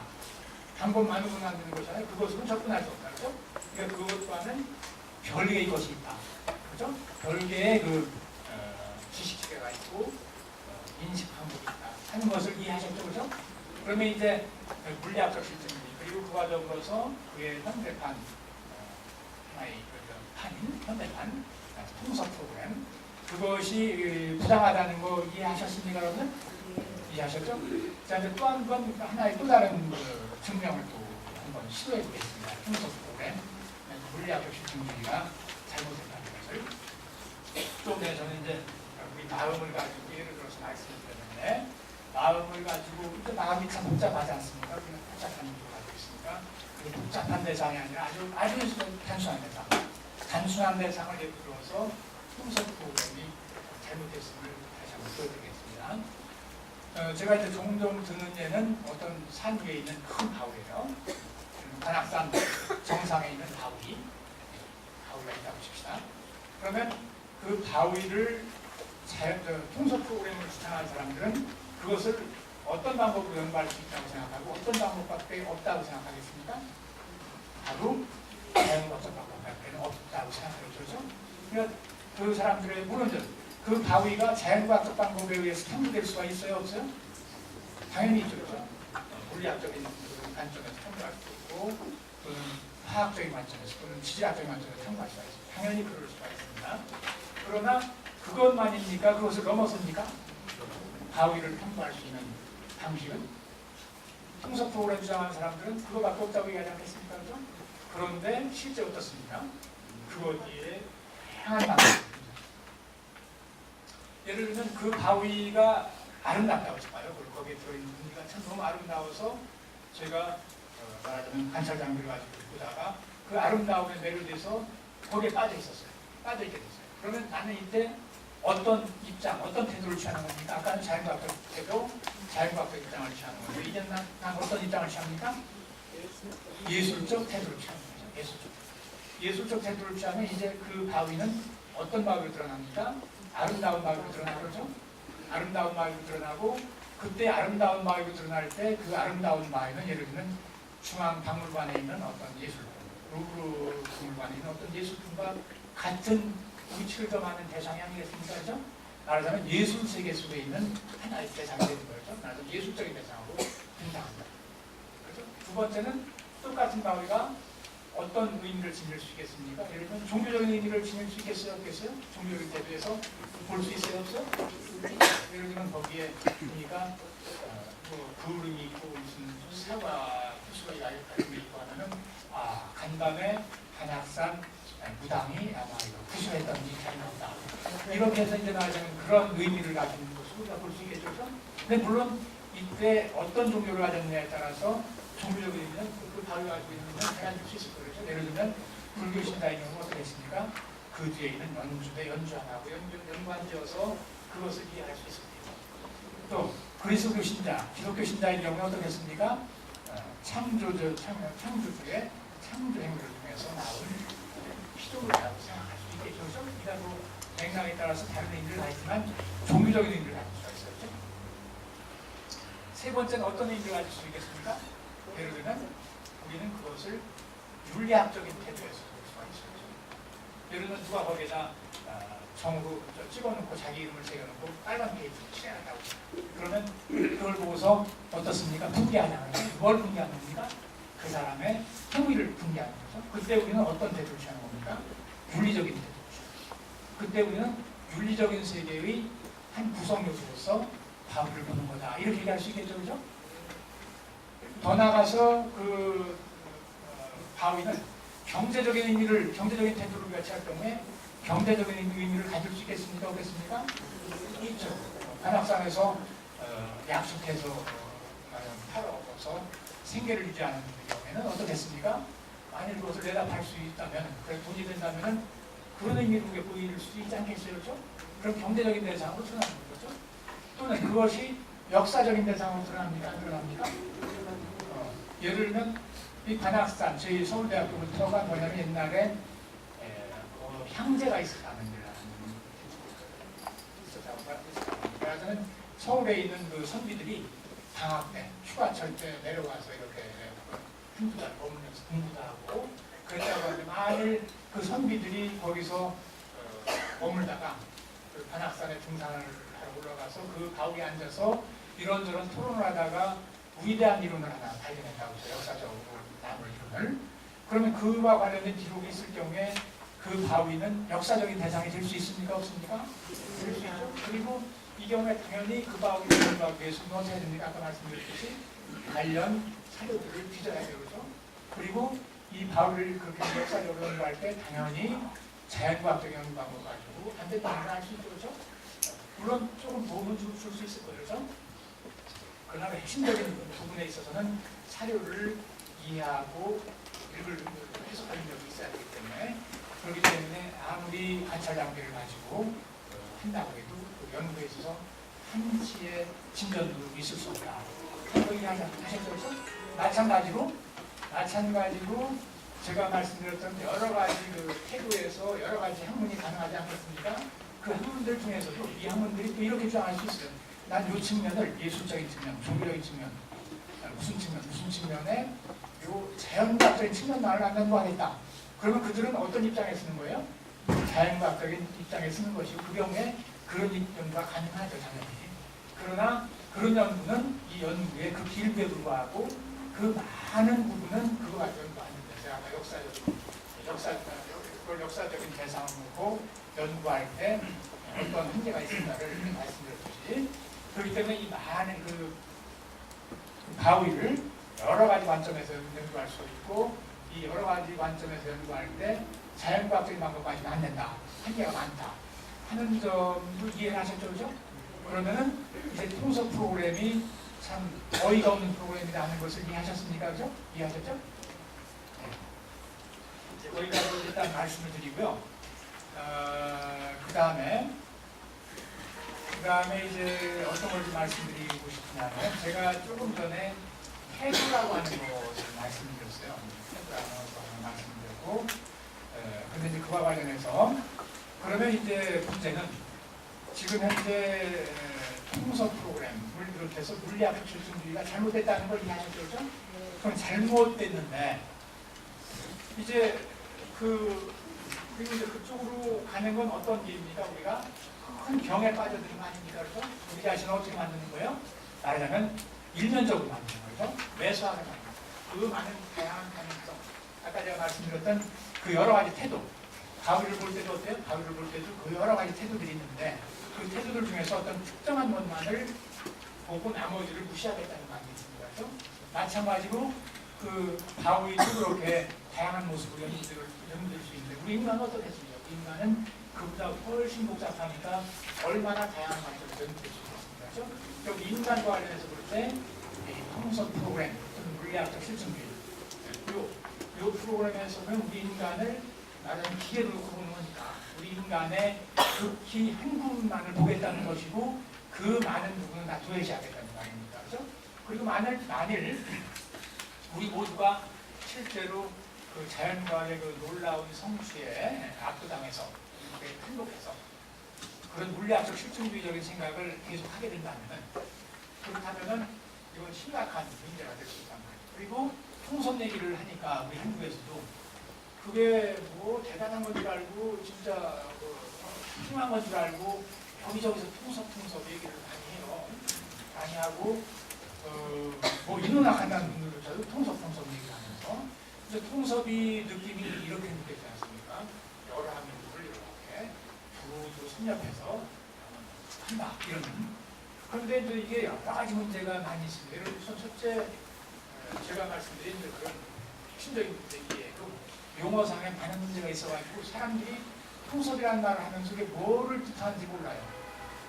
때로는 뭐 융합을 얘기하는 것 같기도 하고 때로는 학문간 대화를 얘기하는 것 같기도 하고 그런데 학문간 대화를 얘기하는데 아까 제가 말씀드린 그런 취지가 통섭이라고 하면은 학문간 대화가 가능한 겁니까? 가능하지 않은 겁니까? 통섭에 있으면 뭐만 있는 거예요? 자연과학만 있는 거니까 학문간 대화가 가능하지 않는 거죠. 그리고 학문간 대화는 여러 가지 점에서 진짜 필요합니다. 학문간 대화는 여러 가지 점에서 필요한데 예를 들면은 아까 뇌과학 말씀을 드렸는데 우리 의식에 대해서 탐구하기 위해서도 그 정체를 알기 위해서도 우리는 자연과학적인 방법, 뇌과학적인 방법을 쓰는 발표가 있고 또는 제가 아까 말씀드렸던 그런 방법은 뭐냐면 현상학적인 방법입니다. 크게 얘기해서 이 현상학적인 방법으로 얘기를 해야 되고 그러니까 여러 각도에서 연구를 해야 우리 의식의 정체에 대해서 알 수가 있고 또 그 여러 가지 각도에서 연구를 해야 우리가 마음과 관련해서 우리가 알을 수 있는 병 그것들도 치유할 수가 있는 거죠. 예를 들면 그 뇌과학은 어떤 의미가 있습니까? 뇌과학은 어떤 의미가 있냐면 그렇게 얘기합니다. 뭐냐면 우리 의식은 뭐냐면 신경선과 있잖아요. 신경 끝에서 다른 신경 끝으로 이 전달이 있거든요. 거기에 틈이 있다는 겁니다. 시냅스라고 하는 틈이 있는데 그래서 이제 이 전기적인 충격이 와야 돼가지고 전기적인 신호로 어떤 내용이 바뀌어서 쭉 내려오면 이 말단에서 신경 전달 물질을 분비하는데 여러 가지 신경 전달 물질을 분비하는데 이 분비된 신경 전달 물질이 그 다음 뉴런에 전달이 돼서 또 그것이 이제 전기적인 신호로 바뀌어서 쭉 전달이 돼서 이 신경선들의 끝에서 또 이제 신경 전달 물질이 분비되고 해서 이런 식으로 시냅스 작동이 이루어지면서 연결해서 의식 활동이 일어난다 이렇게 얘기하거든요. 그런데 문제는 그때 이 신경 전달 물질이 적절하게 여러 가지 것들이 적절하게 분비가 돼야 정상적인 의식 활동이 가능한데 어떤 경우 어떤 특정한 신경 전달 너무 적게 분비되거나 하면 어떻다는 겁니까? 말하자면 이상심이라고 하는 거예요. 우울증이 온다거나, 그렇죠? 조증이 온다거나 여러 가지 그런 증상이 온다는 거예요. 그러니까 우리가 이것을 정확히 연구를 하면은 이것을 이렇게 조절하기 위해서 약 투여를 이렇게 하면 되겠다. 그래서 적절한 약물 투여를 하면은 이걸 적절히 조절하겠구나. 마치 자동차 뭐가 작동이 안 될 경우에 우리가 조절을 해서 고칠 수가 있잖아요. 그렇죠? 자동차를. 그거와 똑같이 우리 마음도 조절을 해서 고칠 수가 있다. 그런 점에서 이 뇌과학이라고 하는 것은 우리 그 마음의 치유와 관련해서 상당히 중요한 의미를 가지고 있습니다. 실제로. 그리고 그런 얘기를 합니다. 그 우울증 같은 경우에 초기에 발견을 해서 약물 치료를 적절하게 하면은 한 60%는 다 완치가 된다고 그래요. 말하자면 심장병 고치듯이, 유심병 고치듯이 그렇게 약 치료를 적절히 해서 하면은 고쳐진다고 전문가들은 얘기합니다. 그러면 나머지 30%는 어떻게 되는 겁니까? 30%는 안 고쳐져요. 안 고쳐요. 그거 아직 설명이 안 되는 거예요. 왜냐하면 그 정신 질환에는 그것 뒤에 여러 가지 요소들이 들어가 있으니까 개인 관계, 사회적인 문제, 여러 가지 문제, 그런 것들이 복합적으로 이루어져 가지고 이 병이 생길 수가 있으니까 그것만 가지고는 안 되기 때문에 같이 또 치료를 해줘야 돼요. 그리고 이제 또 뭐냐면 우리 마음이라고 하는 거는 꼭 그렇게 치유 상황, 위급한 치유 상황에 처해 있지 않더라도 때됩니까? 이제 우리가 행복 지수를 0 그리고 마이너스 1, 플러스 1로 놓고 보면은 어떻습니까? 조금 전에 얘기했던 그런 치유 방법은 마이너스로 쭉 떨어져 있을 때 치료를 하는 것이고, 우리는 어떻게 됩니까? 일정 수준이 되면은 그거보다 더 높이 행복 지수를 높여줘야 되지 않겠습니까? 그렇죠? 그런 작업을 해야 되는데, 그래서 예전의 심리학이 주로 이제 이쪽 이상심리 그쪽에 초점을 두고 연구를 많이 했다고 하면, 요즘 들어서는 이제 심리학의 주류 중에 하나가 긍정심리학이라고 얘기를 하죠. 그건 뭐냐면 우리의 마음의 행복지수를 높여주는 거예요. 그런데 그러기 위해서는 이거는 약물 치료 가지고 안 됩니다. 우리 마음을 반성을 해보고 사회적으로 어떤 문제가 있는지, 개인 관계가 어떤지 그런 문제들을 좀 연구를 하고, 그래서 그 문제를 해결해 줘야 되지 않겠습니까? 그럴 때 이제 우리 행복지수가 올라가는 것이고, 그렇기 때문에 그런데 그런 측면과 관련해서는 자연과학적 방법과 안 되죠. 안 되고 제가 아까 말씀드렸던 현상학적인 방법을 가지고 할 수가 있어요. 그런데 그 중에 이제 여러 가지 병이 있을 수가 있나요? 마음의 병이 있을 수가 있는데, 제가 오늘 드리고자 했던 그 병은 어떤 겁니까? 바로 철학적 정신의 병이고, 철학이라고 하는 건 뭡니까? 말하자면 모든 것의 뿌리, 근원을 다루는 병이기 때문에 이 여러 가지 마음의 병 중에서 어떤 점에서 가장 근원적인 병, 그런 병에 해당한다고 얘기할 수가 있겠습니다. 그런데 그 병의 정체에 대해서 제가 말씀을 드렸고, 실천드렸고, 그리고 그것이 틀렸다는 것도 제가 말씀드렸고, 그러면 이제 그것을 극복할 수 있는 방법에 대해서 말씀을 드리겠습니다. 그 방법이라고 하는 건 어떤 거겠습니까, 여러분들? 한 가지로 얘기해서 이 세 개라고 하는 것은, 이 세 개라고 하는 것은 하나의 방법만 가지고 드러나는 이해되는 것이 아니고, 그렇죠? 여러 가지 측면이 있다는 것을 우리가 이해해야 되지 않겠습니까? 그렇죠? 그걸 이해해야 됩니다. 그러니까 말하자면 우리에게는 어떤 성향이 있을 수 있느냐는 그 물리학적 실증주의의 영향을 받아가지고 이 세상에는 물리학적인 방법 그리고 물리학적인 대상 요거밖에 없다고 생각하는 그런 경향, 그것이 은근히 지속될 수가 있어요. 그렇죠? 그런데 그게 아니라는 걸 깨닫고, 그럼 어떻게 됩니까? 우리가 똑같은 대상, 똑같은 세계도 다양한 그런 관점에서 볼 수 있다, 다양한 태도에서 볼 수 있다는 것을 이해를 하고, 그리고 그것을 실제로 실천하는 거죠. 그렇죠?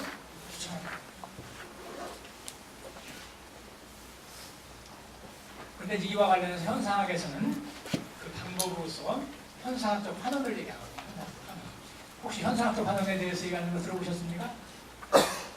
현상학의 방법은 현상학적 환원이다 이렇게 얘기하는데, 그런데 이 현상학적 환원하면 전문가들도 많은 경우에 우리 뭔지 잘 모르겠다 뭐 이렇게 얘기를 하고 혼란스러워합니다. 현상학적 환원이 뭔지, 현상학의 방법이라고 얘기하는데 이게 도대체 뭘 얘기하는지 혼란스러워요. 그런데 현상학적 환원이라고 하는 건 간단합니다. 뭐냐면은 아까 여러 가지 태도가 있지 않았습니까? 그 태도를 변경하는 것이 현상학적 반원입니다. 그런데 이게 왜 현상학적 반원이 어렵게 느껴졌느냐면 현상학의 창시자인 후설이 현상학적 반원 얘기를 하면서 현상학적 반원을 아주 어려운 단어를 가지고 설명을 했어요. 뭐냐면 후설이 사용한 단어는 판단 중지라는 거예요. 판단 중지. FOP. 판단을 중지한다. 그러니까 이것에 대해서 판단 중지한다. 현상학적 반원을 한다는 얘기는 이것에 대해서 판단 중지를 하는 거다. 이렇게 얘기하니까 판단 중지하면 그에 대해서 우리가 할 얘기가 뭐가 있겠냐. 이렇게 이제 얘기를 하면서 사람들이 어려워했어요. 그런데 제가 보기에는 현상학적 반원이라는 개념은 판단 중지라는 개념을 가지고 설명하면 안 되고 어렵기 때문에 뭘 가지고 설명해야 되냐. 태도 변경이라는 개념을 가지고 설명합니다. 그리고 태도 변경이라는 개념을 가지고 설명하면 현상학적 반원이라는 개념도 쉽게 이해할 수가 있고 더 나아가서 판단 중지라는 개념이 뭘 의미하는지도 분명히 알 수 있다. 그래서 제가 그에 대해서 좀 말씀드리겠습니다. 현상학적 반원이 뭔지. 현상학적 반원은 실제로는 뭐냐면은 우리가 일상적인 삶을 살아가면서도 하는 겁니다. 하는 겁니다. 뭐냐면 여러 선생님들 지금 제가 열심히 듣고 계시죠, 그렇죠? 제가 보니까 아주 열심히 듣고 계세요. 참 감사합니다. 어디 뭐 딴 데 이렇게 정신이 딴 데 이렇게 흐트러진 분이 한 분도 안 계신 것 같아요. 집중을 하고 있어요. 저도 강의에 집중합니까? 안 합니까? 하고 있어요. 그러면 여기에 오시기 전에 여러 선생님들은 뭘 했습니까? 직장에서, 가정에서 각자 맡은 일을 하지 않았습니까? 그렇죠? 그때는 여러분들이 어떤 태도를 취했습니까? 예를 들면 거기에 많은 태도를 취했어요. 그렇죠? 집에서는 어떤, 직장에서는 어떤 많은 태도를 취하지 않았습니까? 그렇죠? 그런데 지금 어떤 태도를 취하고 있습니까? 그렇죠. 강의 열심히 듣는 그런 태도. 그런 태도를 취했어요. 그렇죠? 그러면 그 태도에서 이쪽 태도로의 태도 변경이 이루어졌습니까? 안 이루어졌습니까? 이루어져요. 여러분들은 지금 현상학적 반원이 철저하게 이루어집니다. 이해하셨죠? 네. 현상학적 반원이 이루어지니까 어떤 일이 가능해요? 현존하시고 이제 중요한 것은 지금 현재 이 강의를 집중해서 들을 수 있잖아요. 왜냐하면 그것이 주제가 되니까. 딴 것들이 껴들어오지 않으니까. 그렇죠? 집중할 수가 있어요. 바로 사태 자체로 집중할 수 있게끔 해주는 방법이 바로 현상학적 반원. 그것이 바로 태도 변경이고 태도 변경을 현상학적 반원이라고 부르는 거예요. 그런데 아까 제가 어려운 단어를 하나 썼죠, 그렇죠? 어떤 단어였어요? 판단중지. 네. 기억력이 참 좋으세요. 판단중지라는 단어를 썼는데 이제 제가 태도 변경 얘기를 하니까 판단중지가 어떤 뜻인지 하셨습니까? 네. 보세요. 어떻게 하는 거예요? 그 이전에 있었던 태도를 비롯해서 여타의 모든 태도에 대해서 판단을 중지한다. 이해하셨죠? 네. 뭐냐면 그에 대해서 뭐라고 얘기하는 겁니까? 그게 옳아라고 얘기하는 거야, 안 하는 거예요? 안 하는 거예요. 그러다고 얘기합니까? 그렇다고 해서? 그것도 아니에요. 왜냐하면 옳다 그러다 얘기를 하면 뭐 하는 거예요? 개입을 하는 거예요. 개입을 하는 거기 때문에 판단 중지 아니면 판단 중지는 요즘 젊은 사람들 많이 하는 얘기로 신경 꺼. 다른 것에 대해서, 다른 매체에 대해서 신경 꺼. 그리고 여기에 볼 때 그것이 판단. 아시죠? 그러니까 판단 중지라면 오직 여기에 몰두할 수 있고 다른 일체의 것에 대해서 말하자면 우리가 신경을 안 쓰게 하는 거죠. 그러니까 현상학적 반응이 뭔지 이해하셨죠? 그렇죠? 그러니까 이제 여러분들 뭡니까? 현상학적 반응이라고 하는 것은 실천적으로 상당히 중요한 의미가 있어요. 그렇죠? 그러면 저 같은 경우에 아침에 학교에서 집에서 나와서 학교를 가지고 그렇죠? 학교에 나와서 강의실에 들어가면은 나는 어떤 태도를 취해야 됩니까? 교수의 태도를 취해야 되죠. 교수의 태도를 적절하게 취해야 돼요. 잘 취해야 돼요. 거기서 학생들한테 너무 겸손했다는 데로죠.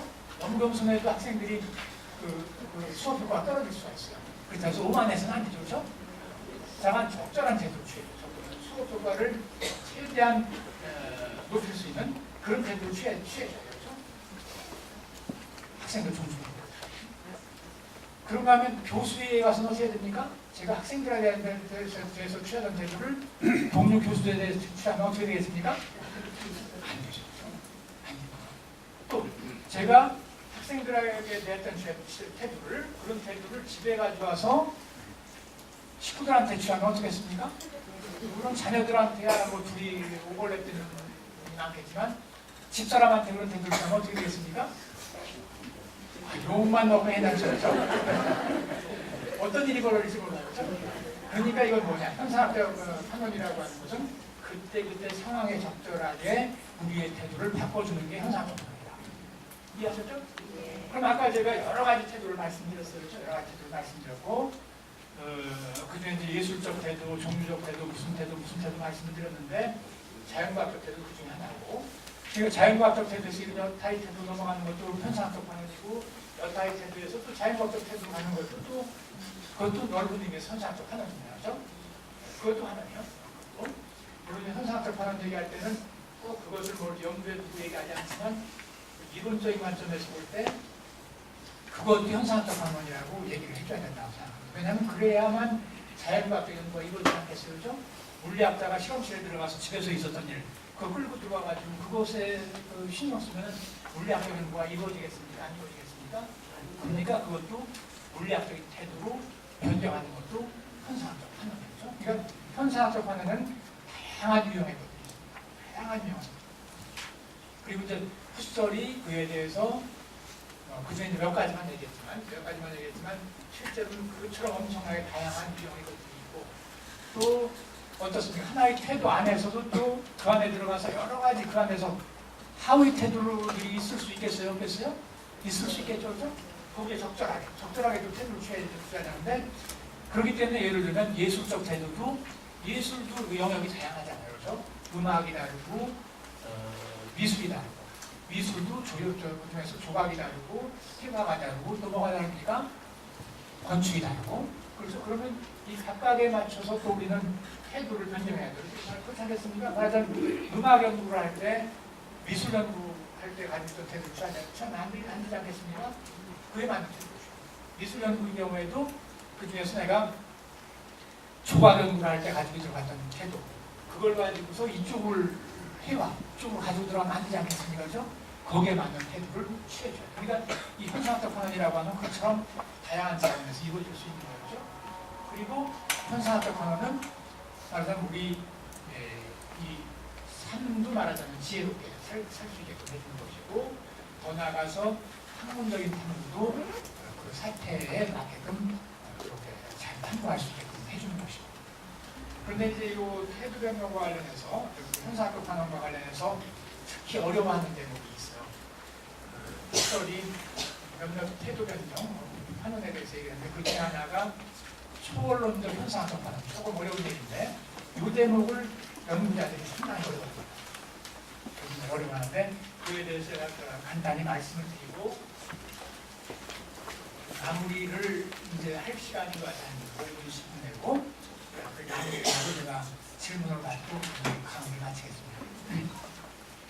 그런데 제가 지금까지 말씀드린 여러 가지 태도들 그 태도들의 특성은 어떤 겁니까? 그건 뭐냐면 전부 그 모든 것들이 어디에 있다는 거예요? 바로 세계 속에 있다는 거죠. 세계 속에 있는 거예요. 그러니까 모든 것들은 세계 속에 있는 것으로서 경험이 돼요. 그리고 그 중에서 우리 의식도 어떻습니까? 의식도 세계 속에 있는 것 중에 하나로 경험이 돼요. 그렇죠? 세계 속에 하나 있는 것으로 경험되는데 아까 물리학적 태도, 자연과학적 태도를 취하면 의식이 어디에 들어있는 것으로 경험이 됩니까? 말하자면 제가 아까 자연적 인과관계의 망이라고 말씀드렸죠. 그렇죠? 그 안에 들어있는 것으로 경험되는 거예요. 그래서 자연과학적 대상이 되는 거예요. 그러니까 자연과학적 태도를 취하니까 의식이 자연과학적 대상이에요. 그런데 제가 조금 전에 현상학적 심리학이라는 말을 안 드렸지만 현상학이라고 말씀드리면서 내적 지각을 통해서 우리 마음을 탐구하는 그 방법에 대해서 말씀드렸죠. 그럴 경우에 우리 의식은 그때 우리가 살펴본 의식은 자연적 인과관계의 낭 속에 들어있는 겁니까? 아닙니까? 아닌 이유는 왜 그래요? 예를 들면 이 대목을 제가 좀 더 설명드리기 위해서 몇 가지 질문을 해볼게요. 자연적 인과관계의 낭 속에 들어있지 않은 것이 예를 들면 제가 여쭤보겠습니다. 이건 들어있어요? 안 들어있어요? 이 물병은 들어있죠. 다른 것과 인과관계를 이것은 원인이 될 수 있고 결과가 될 수 있습니다. 그렇죠? 인과관계의 낭 속에 들어있어요. 이건 어떻습니까? 저는 어떻습니까? 저도 어떤 점에서 들어가 있어요. 저도 어떠냐? 저하고 이 물병을 들고서 옥상에 가서 떨어뜨리면 어떻습니까? 제가 인간이라고 해서 안 떨어지는 거 아니죠? 어떻게 떨어집니까? 똑같은 낙하 법칙의 기대를 가지고 떨어지죠. 그런 안에서 저는 자연과학적인 대상 똑같은 거죠. 그런 점에서 목변후에 자연적인 관계 낭속에 들어가 있는 거죠. 그러면 자연적인 관계 낭속에 들어있지 않은 것 있는지 아닌지 한번 점검 좀 해주세요. 예를 들면 인어공주 들어가 있어 안 들어가 있어요? 큰 소리로 왔어요. 안 들어가 있죠, 그렇죠? 왜 안 들어가 있어요? 인어공주가 이것을 움직이게 할 수 있어요, 없어요? 이것이 인어공주를 움직이게 할 수 있어요, 없어요? 없어요. 그러니까 자연적인 관계의 낭속에 안 들어있죠. 두 번째는 수학적 대상, 예를 들면 이 삼각형, 정삼각형, 그리고 수학적 대상. 자연적인 관계의 낭속에 들어있어요, 안 들어있어요? 들어있어요. 예를 들면 이것을 힘껏 치면은 깨질 수 있어요, 없습니까? 망치가 이걸 힘껏 치면 깨져야 안 깨져요? 그렇죠? 그러면 돌을 여기다 지피면 불이 붙습니까? 안 붙습니까? 그렇죠? 그러면 그것은 우리가 불을 붙이면 불이 붙어야 안 붙어요? 물론 여기에 그린 것은 그렇지만 수학에서 얘기하는 삼각형은 그거 아니죠, 그렇죠? 점. 우리가 점을 깨트릴 수 있어요, 없어요? 안 되잖아요. 그러니까 수학적 대상도 자연적인 관계의 망을 벗어나 있는 거죠, 그렇죠? 그러니까 자연적인 관계의 망을 벗어나 있는 것은 자연과학의 대상입니까? 아닙니까? 아니네요. 그러면 수학은 자연과학입니까? 아닙니까? 아니라는 거 이해하셨죠, 그렇죠? 수학을 자연과학이라고 생각하시면 안 돼요. 수학은 수학입니다. 수학은 수학적 대상이 자연적인 관계의 망 속에 들어있지 않기 때문에 자연과학이 아니에요. 물론 수학과는 어디에 들어있어요? 많은 대학에, 전 세계 많은 대학에 자연과학 대학에 들어있어요. 자연대학에. 왜 그렇습니까? 제일 많이 쓰기 때문에 그것을. 자연과학이라서 들어있는 게 아니라 방법적으로 제일 많이 그걸 쓰기 때문에 그것이 여기 들어있는 거예요.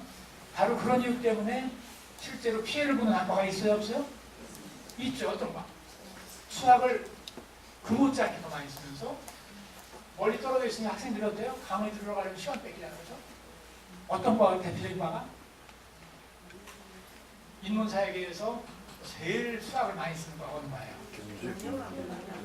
경제학, 수학경제학. 거기는요, 생물학하고 경제학을 보면 수학을 쓰는 그 수준이 생물학은 아무것도 아니에요. 생물학은 진짜 쉬운 수학이고, 산수 몇 개 그거 하고, 이 경제학은 이거는 진짜 그 고도의 수학입니다. 여러 가지를, 그렇죠? 그렇게 치면 경제학을 자연과학이라고 하죠. 그런데 그래서 경제학이 손해를 보기 때문에, 그래서 저 하는 얘기는 논리적인 관점에서 대학을 재편하라, 재설계해봐라. 그러면 저는 수학과를 여러분들 어디에 둬야 된다고 생각합니까? 중간에. 행정동 맨 위에 둬야 돼요. 그렇죠? 그리고 그 위에 무슨 과를 해야 됩니까? 제가 무슨 버전입니까? 왜냐하면 철학은 모든 학문에 뿌리를 연구하는 학문이기 때문에, 수학의 뿌리까지 연구하는 학문이기 때문에 어떻습니까? 행정동 맨 위에 돼요. 아니면 맨 밑에 둬요. 그리고 그 위에 수학을, 말하자면 우리가 이제 뿌리를 다루는 것이 철학이라고 하면 이해하셨죠? 네. 그러면 아까 이제 두 가지가 이제 인과망에 들어가는지 안 들어가는지가 그렇다고. 그럼 아까 제가 의식에 대해서 얘기했을 때 내재적인 반성을 통해서 파악하는, 내재적 지각을 통해서 파악하는 그 의식, 관찰을 통해서 파악하는 의식이 아니라 내재적인 지각을 통해서 파악하는 의식은 자연적인 관계의 망 속에 들어있어요? 안 들어있어요? 절대 안 들어있죠. 잘 보셨어요. 무슨 말인지 이해하셨죠? 그러니까 똑같은 의식이라고 하지만 이때는 자연적인 관계의 망 속에 들어있는 것으로서 의식을 본 게 아니죠. 그러니까 우리는 어떻게 해야 됩니까? 이미 자연과학적 태도에서 이런 태도 변경을 하지 않으면 그걸 파악할 수 없어요. 그렇죠? 그러니까 뇌과학이 유일한 입장이라고 생각하는 사람은 그 입장을 벗어나지 못합니다. 말하자면 뭐가 안 되는 겁니까? 한마디로 얘기해서 현상학적 판단이 안 되는 사람이에요. 현상학적 판단이 안 되는 사람이죠. 그러니까 머리가 반구한 사람.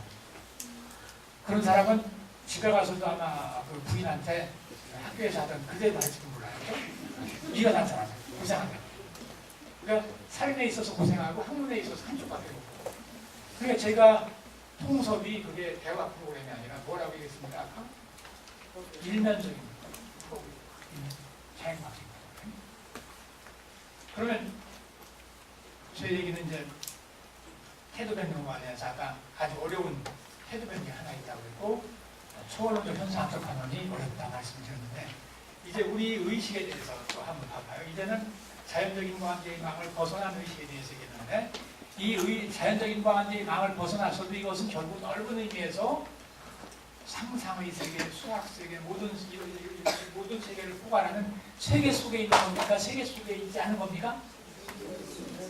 세계 속에 있는 거예요. 그런 점에서 세계와 의식을 비교하면 의식이 세계의 일부라고 얘기할 수 있겠죠. 그렇죠? 그런데 보세요. 그런데 또 하나의 태도가 있어요. 이 태도에 의하면 이 관계가 역전인데요. 말하자면 우리는 세계를 의미로서 대합니까? 안 대합니까?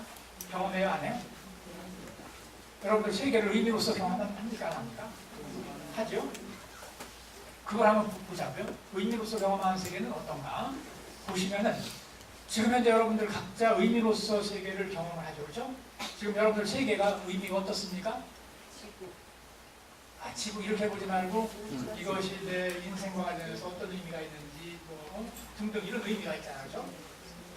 포지티브한 의미, 긍정적인 의미, 부정적인 의미, 낙관적인, 비관적인 여러 가지 의미가 있을 수 있잖아요. 세계에 대해서.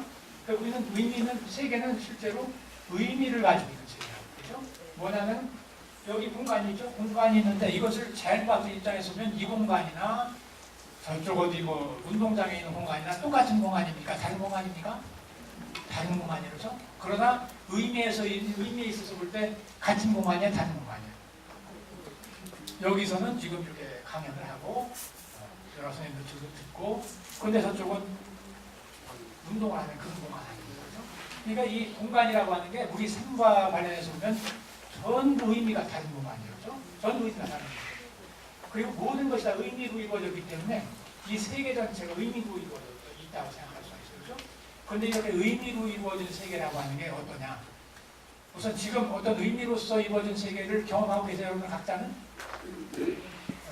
계시죠? 근데 그 10년 전하고 같습니까? 다릅니까? 20년 전, 30년 전, 어릴 때 특정한 의미를 가지고 있었는데 바뀌고 해서 여기까지 왔죠, 그렇죠? 근데 실제로는 제가 10년 단위로 끊어서 말씀드렸지만 1년 전하고 같아요, 다르나요? 다르죠. 한 달 전하고 같습니까? 다릅니까? 다르죠, 그렇죠? 그럼 일주일 전 같아요, 다르나요? 네, 목소리가 좀 좋아졌어요. 변화가 별로 없었어요? 그런데 실제로는 다르죠, 그렇죠? 그러면 한 주 전하고 같아요, 다르나요? 그러면 1시간 전하고 같아요, 다르나요? 정말 다릅니까? 고맙습니다. 달라요. 당연히 달라요. 그렇죠? 제가 아까 뭐라고 말씀드렸어요? 우리 의식이 여기는 좀 다르다고. 그러면 이게 왜 다른 것 같습니까? 무엇이 달라서 하는 거예요?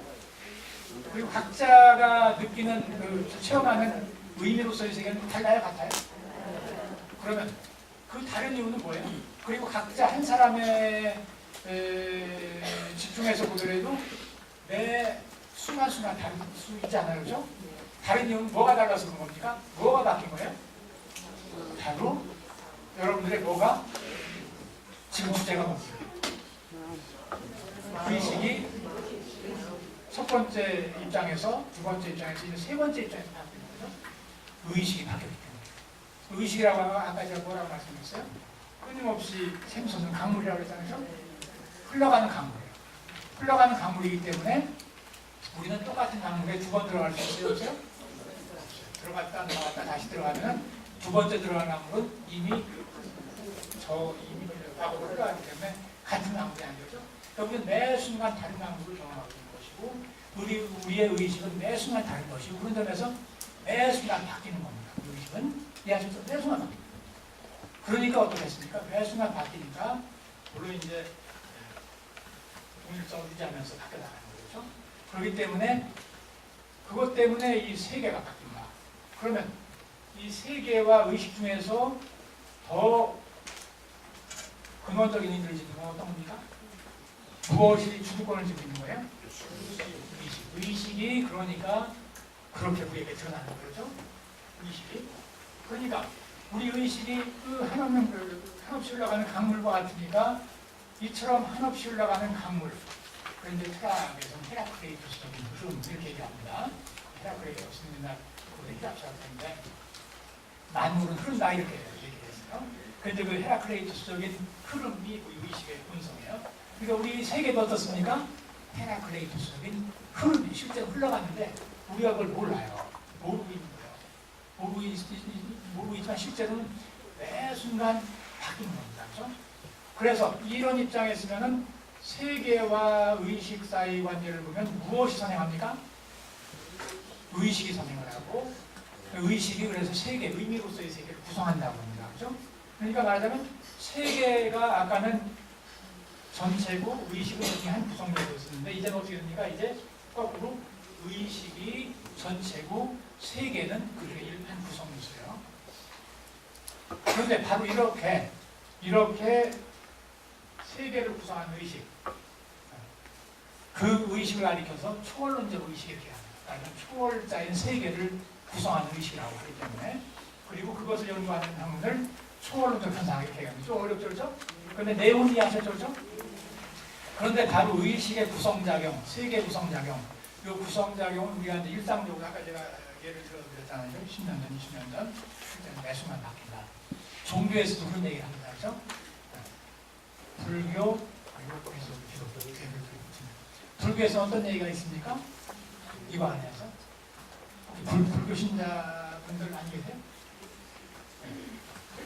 이와 관련해서 이 세계라고 하는 것이 결국 우리 마음이 구성자다. 마음이 만들어낸 거다. 네.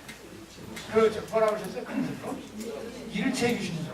이 일체의 것이 오직 마음이 만들어낸 거다. 일체의 유심조. 그런 말이 있고 또 어떤 말이 있어요? 똑같은 말이지만 유식무병. 오직 식이 있고 그 위에 따로 세계가 없다는 거죠. 세계 속. 그런데 여러분 성경을 읽어보면 성경에 또 어떤 얘기가 나옵니까? 옛사람, 새사람 얘기가 나옵니까? 안 나옵니까? 옛사람하고 새사람의 차이는 뭡니까? 옛사람의 세계와 새사람의 세계가 같아요, 달라요? 전혀 다른 거죠. 똑같은 걸 보더라도 옛사람은 그렇게 보고 새사람은 새롭게 보는 거죠. 이 두 사람의 차이는 뭡니까? 한마디로 한 사람은 성령이 들어가 있는 것이고 한 사람은 아직 성령이 작동하지 않는 거죠. 성령이라고 하는 마음이라는 거죠. 그러니까 마음의 작동이 이렇게 이루어지냐에 따라 어떻게 이루어지냐에 따라서 그 세계가 전혀 다른 모습으로 드러난다 하는 것을 또 성경도 얘기를 하고 있어요. 성서도. 그런 점에서 이 종교철학적으로도 아주 중요한 주제가 됩니다. 지금 제가 말씀드린 것이.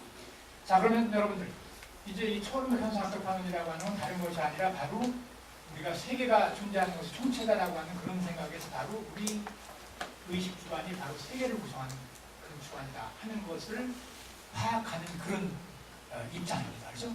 그런 입장으로 태도 변경하는 것이 초월적 현상학적 파문이에요. 여러분들 이제 초월적 현상학적 파문은 하실 수 있겠습니까? 네. 하실 수 있겠죠, 그렇죠? 네.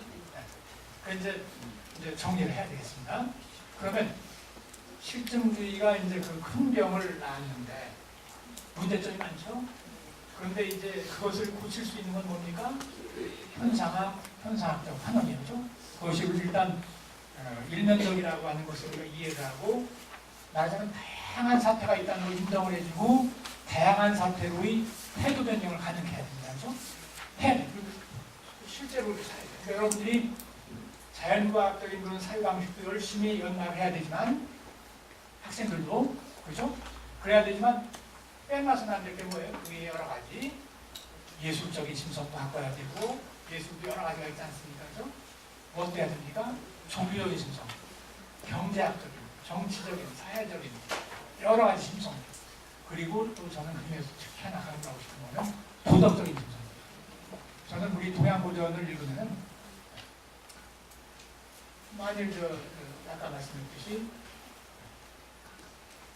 식은지심이 없으면 그건 비이냐 사람이 아니다 그렇게 얘기합니다. 그렇죠? 이 생각은 저는 진짜 중요한 생각이라고 봐요. 그리고 특히 그 실증주의 사조가 그렇게 한쪽을 치달을 때 그것을 교정해 줄 수 있는 것이 도덕 중도화돼서 그런 점에서 이 도덕성의 부활이라고 아까 하는 것이 아주 중요하다고 생각을 해요. 그리고 이제 마지막으로 또 하나 더 드리고 싶은 말씀은 아까 제가 마지막으로 초월운동 현상하는 말씀을 드렸는데 말하자면 우리가 다양한 우리 삶의 모습을 다 복원을 시켜야 되고 그 능력을 개인적인 차원에서 그렇고 사회적인 차원에서 그렇고 그래야만 말하자면 개인도 행복해지고 사회도 행복해지고 하죠. 인류 전체가 행복한 길로 갈 수 있다는 것인데 또 하나 이제 마지막으로 제가 말씀드리고 싶은 것은 초월론적 현상적 반응의 의미입니다. 뭐냐면 제가 아까 말씀드렸지만 우리 자신은 어떤 존재입니까? 헤라크레이토스적인 흐름, 그렇죠? 그러니까 말하자면 매 순간 새롭게 샘솟는 그런 창조적인 존재입니다. 창조적인 존재예요. 창조. 그런데 다만 우리 자신이 창조적이라는 걸 망각하고 있어요. 그렇죠? 제가 말씀을 드리니까 아 내가 얼마나 창조적인지 이제 이해를 하셨죠, 그렇죠? 근데 이해하시기 전에는 어떻습니까? 그걸 모르고 있어요. 말하자면 이 칠판의 모습을 여러분들 그려보라고 하면은 여기다 그리라고 하면 전부 대개는 네모지게 보입니다. 그런데 실제 이 칠판이 네모지게 그렇게 직사각형으로 보입니까? 안 보입니까? 저쪽 분은 어떻게 보여요? 이게? 있는 그대로 하면 돼요. 직사각형으로 보입니까? 이쪽이 더 어때요? 길잖아요. 저 이쪽이 길고 저쪽이 짧잖아요. 그렇죠? 저쪽 분은 거꾸로 보이고 그 앞에서 보는 분은 제가 그리는 그 내용을 이해하셨죠? 그렇죠? 우리는 이런 거 하나를 볼 때도 그처럼 다양한 모습을 보는데 망각하고 어떻게 보는 거야? 아 이렇다고 머릿속에 하나를 넣어놓고서 그것만 보는 거죠. 그러니까 우리가 얼마나 창조적인지를 모르고 그렇게 본다네. 우리 그 마음이 굳어서 그래요. 이렇게 수상해놓고서 보는 거예요. 그런데 그렇게 굳은 마음이 가장 극단적인 형태로 드러난 게 아까 얘기했던 물리학적 실증주의. 그러니까 이제 물리학적 실증주의라고 해서 제가 물리학이나 기타 실증과학을 비판하는 게 아니라는 걸 이해하셨죠? 그렇죠? 전혀 비판하는 게 아니라 비판하는 것이 아니고 뭘 비판하는 겁니까? 물리학적 실증주의는 일종의 철학적 입장이에요. 말하자면 아까 윌슨을 제가 비판했던 이유가 윌슨이 생물학자로서 이런저런 얘기를 하면 당신 말씀 다 제가 존경합니다. 받아들입니다. 그러나 당신이 생물학적인 주장을 넘어서서 이 세상에 존재하는 모든 것이 어떻다라고 어떤 주장을 하는 거예요? 생물학적 주장을 하는 게 아니라 어떤 주장을 하는 겁니까? 제가 전공이 뭡니까? 어떤 주장을 하는 바로 철학적 주장. 그래서 저는 윌슨을 비판할 때 생물학자로서의 윌슨을 비판하는 것이 아니고 뭘 비판하는 겁니까? 철학자로서의 윌슨을 철학자로서 우리가 잘 따져보자 하고서 비판하는 거죠. 그런데 말하자면 가장 우리 창조성을 보지 못하는 저 극단의 물리학적 실증주의라고 하면 제가 지금 드리고 싶은 말씀이 초월론적 현상을 통해서 우리 자신이 얼마나 창조적인 존재인지 그걸 여러분들 다시 한번 생각해 보시기 바라고 이번 봄부터 오늘부터라도 여러분들이 얼마나 창조적인 존재인지 소중한 존재인지 깨달으시고 내일부터라도 각자 일터에서 각자 처한 자리에서 그 소중한 창조성을 마음껏 가져하시기 바랍니다. 이것을 일단 강의를 마치겠습니다.